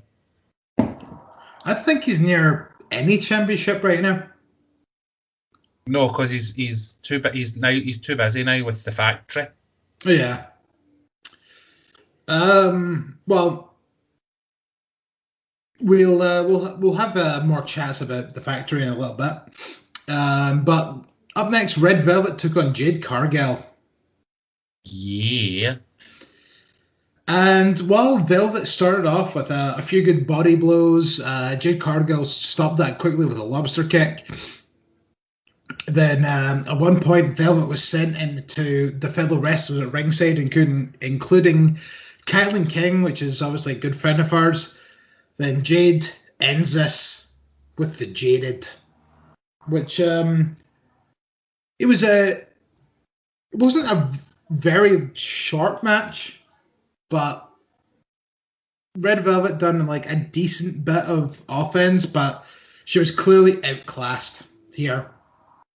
Out-strengthened, outclassed, whatever the fuck you want to call it. Jade Cargill is, she's the fucking future. I tell yous. You've been on the boat since day one. And like, she's only going to get better. I'm on this fucking rubber dinghy, like, up against your bone, like, right, okay. Right, drop down the ladder, I'm coming aboard. Yep, we're on the Cargill boat. I would have said the Cargill Express, but then I have to go choo-choo, and choo-choo is fucking stupid. And also, we're on a boat, not a train. The Cargill cruise liner. There you go. The cargo cruise. That's the Chris Jericho cargo cruise. Then we cut backstage to Dr. Britt Baker, DMD. Thank you for doing it with me. Baker has the rankings next to her, and she's like, okay, I'm sitting here at number 3 with a 7-1 record. And Red Velvet is above me with a 5-0 record. She just lost to Jade Cargill, which means clearly I'm going to be moving up in the records. And I am going to be wrestling on Elevation this week to bring up my record even more. So very soon I will be the number 1 contender for the AEW Women's Championship. And the numbers don't lie.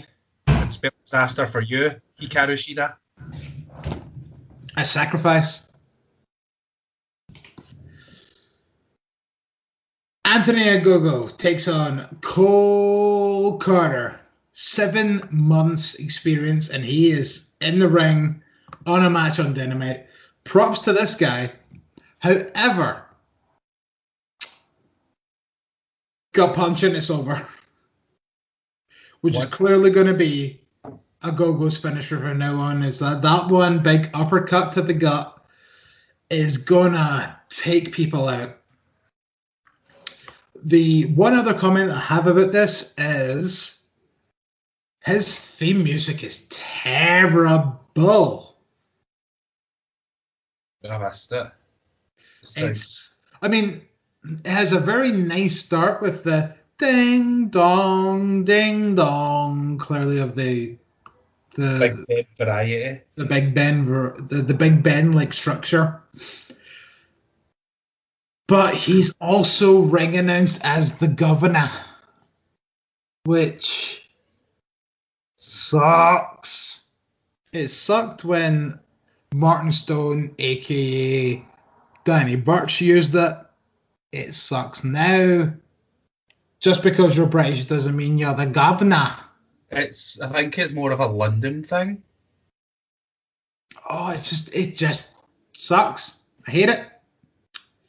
Yeah, it's not good. It's not good. No. But that was that. Miro is backstage. He says, Kip, you left right after the Arcade Anarchy match, and I've not heard from you since. So I'm either moving on with you or without you. And then he puts every champion in AEW on notice. Yep, I think it's the end of Kip and Miro, and Miro's getting real fucking serious now. All I've ever asked for. Yep. We'll probably get on to the workhorse match of the night after this with Dax Harwood and Chris Jericho. I thought the workhorse match was any match that Adam Page was in. Yes, but he wasn't wrestling on the show. I know. I see what you did there, though, and I appreciate it. No, it works both ways. He's a cowboy, and he's probably the best wrestler on the AEW roster, in my opinion. And I find it hard to disagree with you, to be honest. Healy 2020 Wrestler of the Year, Adam Page. I know. Absolutely. And he's only going to get better. Which makes his rise going to be more interesting.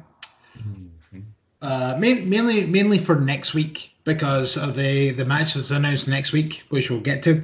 But Dax Harwood versus Chris Jericho with Mike Tyson at ringside. Jericho comes off the top rope with a crossbody at one point for a deep 2. There's a lion saw, which gets 2, as Cash begins to sneak into the ring as the pinfall was happening. There's a rebound powerbomb by Dax for 2. The lion tamer's locked in, and then Jericho sort of just like walks right into a punch in the face from Cash, which I get what he was actually doing was moving as far away from the ropes as possible, but Cash was already on the apron, so Jericho just kind of walked right into a punch, and it looked a bit goofy. Was it a bit like Kurt and Triple H? No, it was more obvious than that. I know the meme that you're talking about, but yeah. I think Cash was just on the apron a bit too quickly for his spot. Sammy takes out Cash at ringside. Harwood hits a brainbuster for an incredibly deep 2 after dodging the Judas effect. See if Harwood starts doing the brainbuster as his finisher, though, and putting people away with it. I'm all in on that as a finisher. That's a good move. Yeah, but I want to just reiterate, it was a brainbuster, not a suplex that people call a brainbuster. Yeah. It was like an Ishii style brainbuster. Proper on your back of the neck, back of the head brutality. Yeah. This is my brutality. I thought the Pinnacle and the Inner Circle were banned from ringside for this match. So why were Sammy and Cash there? They were allowed. Everyone else was banned. Right, so they were allowed one person each. Right, okay. Yeah. Chris Jericho hits a code breaker as the rest of the Pinnacle come out, only to be jumped by the Inner Circle. Cash has the bat, It is about to use it. Tyson brings him down. He's like, no, don't you do that. So then Cash very slightly swings the bat, and then Tyson's like, ba-bow! Knocks Cash the fuck out. Because Floyd's not yours. Yeah. And I mean, how much would Mike Tyson love to do that to Floyd? Aye, very much so. And then the Judas Effect gets the victory. Marvez joins the club backstage as they were clearly about to leave for the night. Don says, just when you think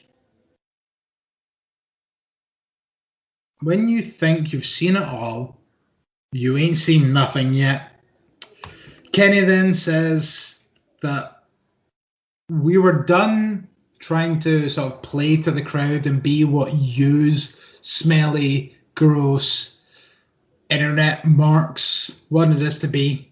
So now we've just became who we wanted to be. And then Don also says, be prepared to be surprised again. Which leads to a lot of potential things. Mm-hmm. It could be anything. What's showing up in it could be something for Impact. It could be something for AEW. It's completely wide open. Oh, especially with this Impact relationship. Like, it could lead to a lot of things. Yeah. So then the Young Bucks super kick the cameraman, and then Gallows screams, "That's because you don't have a dangly." You don't have danglies, which means balls. Or a wangus. I'm sure it was danglies, plural. Thunder Rosa then has a VT. She calls out Shida and Tay Conti, saying, "Oh yeah, the winner of used to, yeah, I'll be waiting for you." And then she also calls out Serena Deeb and her NWA title, and it's like, I'm telling you, I'm taking everything. Mm-hmm. Intensity. I think she's the number one contender just now in NWA. She's not. That is incorrect. Well, I don't watch it. I was just assuming, but I do know that fucking Taryn Terrell's in NWA now. Well, if that episode happened where I would have reviewed the pay-per-view that I took notes for, you would have found out that Camille actually beat Thunder Rosa to become the number one contender. That's not your fault. That's somebody else's fault. The stupid sexy wank. That's not me for once. Chris Statlander took on Amber Nova. And this was a glorified squash match where Statlander ironically hit the Supernova for the victory, which was an insane looking verified pile driver. Very nice. But also want to note that Chris Statlander came out to Orange Cassidy's theme song. Well, she went to the Pixies? Yeah. So she's definitely a part of this team now. Yeah, she's one of the best friends. Yeah, I thought it was going to be a kind of pseudo, we're just friends. But no, she's definitely friends. Definitely a part of it now. Mm-hmm. Team Taz, we're backstage. Taz starts talking about, it's been a week. We're still not heard from Cage. We'll speak to him later tonight. Starts getting annoyed, saying, "What do you mean we've been waiting a week for Cage's decision? I mean, we spent ages waiting for Hobbs' decision. No offense, but we should be waiting an hour on Cage's decision." And Taz's like, okay, right, relax, Starks. I don't think you should come out with us tonight. You're a bit hot-headed. And then Brian Cage sort of chimes in with, yeah, Cage, you should chill out. And, like, Taz knows what he's doing. And then, like, Taz kind of goes, Cage, maybe you should also stay back. Don't worry about it. The three of us will go out, me, Hook, and Hobbs, and we'll deal with the situation. So this brings out Christian Cage, who was apparently meant to have an open challenge tonight, but Team Taz come out, and Taz says, "So are you in, or are you out?"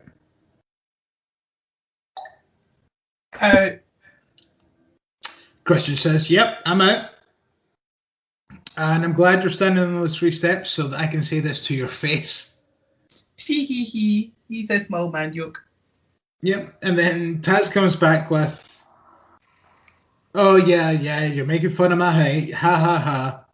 Well, see, if I stood in my wallet, I would be about 10 feet taller than you and your big head."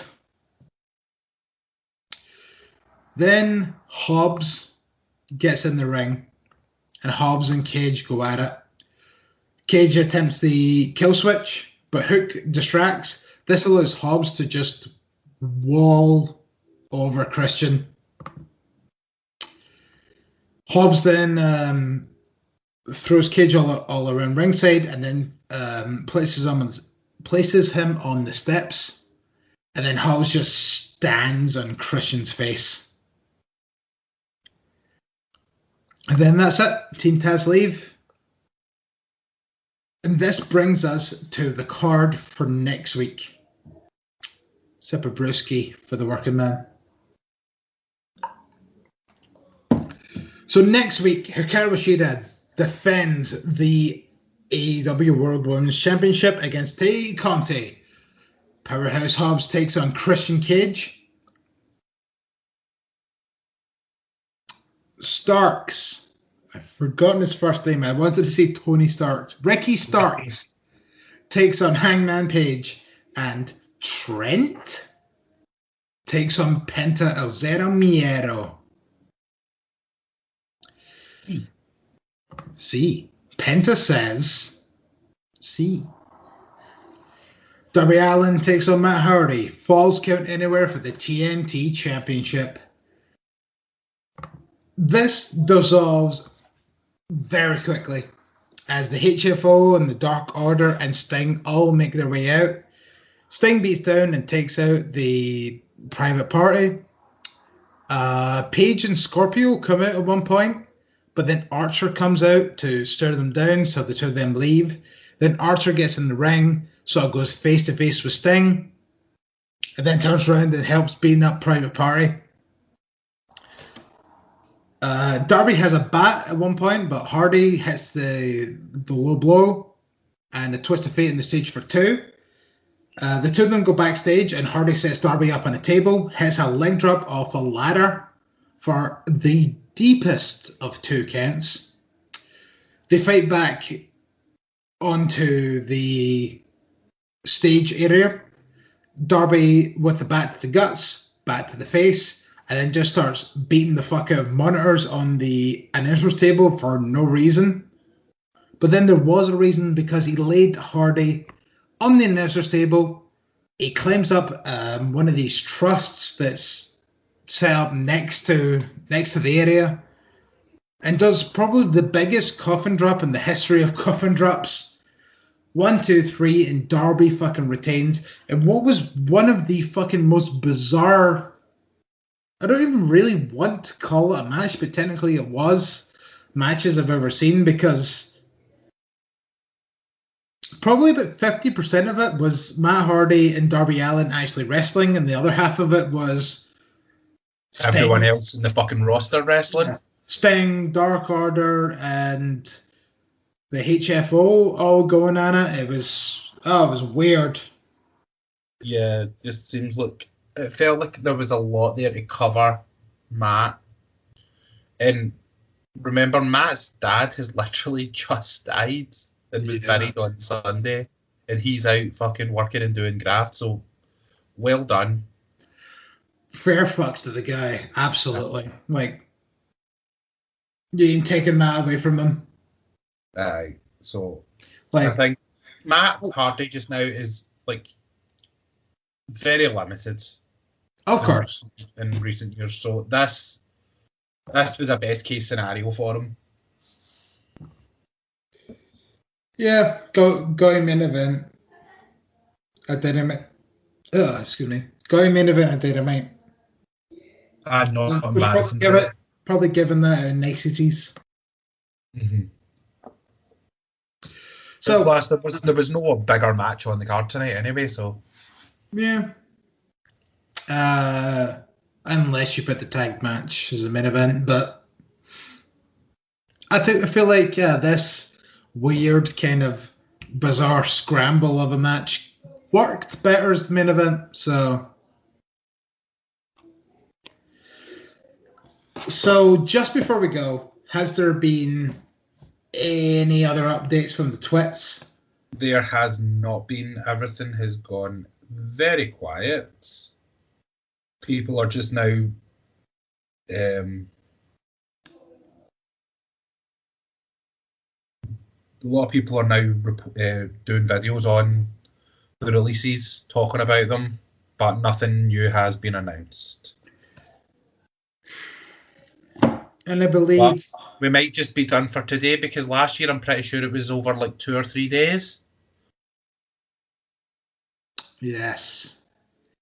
Well, next time we record, we shall know the rest of the outcome. But this has been incredibly bizarre. Basically, so anyone that isn't on SmackDown tomorrow that should be on SmackDown, if they aren't on it, be worried. Done. Well, I wouldn't say they're done, but there's a big chance of them being future endeavoured.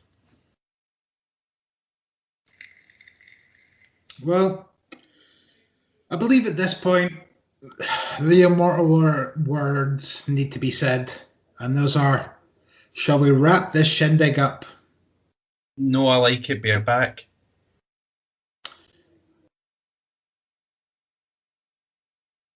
I don't have anything for that. I'm not going to lie.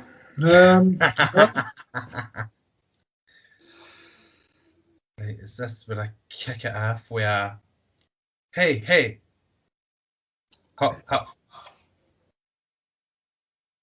I looked up the lyrics for that earlier, by the way. Yay! Right, hit us with it. Hey.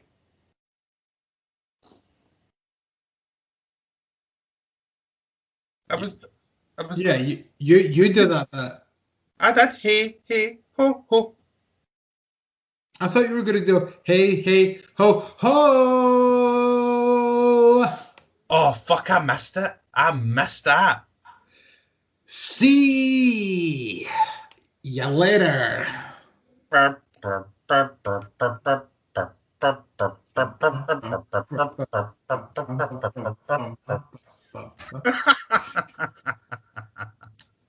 You realize, okay, this is going to be a little deep cut for anybody that's still listening after the whole C, because that's normally when we assume this is going to be over.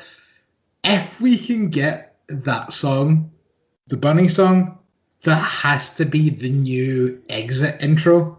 That makes no sense. The outro, but still has Sir William Grisington the third going, remember that you can see, I can actually do a quite decent impression of him. Remember that you can hear podcast. It has to be a thing. Your impression is like a cross between him and JR. Oh, look at fucking Penelope Ford in her fucking wedding dress. Jesus Christ. Look at those titties. Fuck's sake. Fuck. Right. And we're done. Let's fucking... Take two. C. CC. Bye, you later. Remember, you can follow us on Twitter and Facebook at Heel Podcast.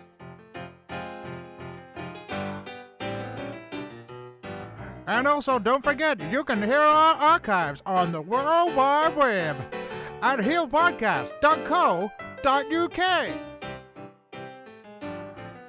Well, that's all, folks.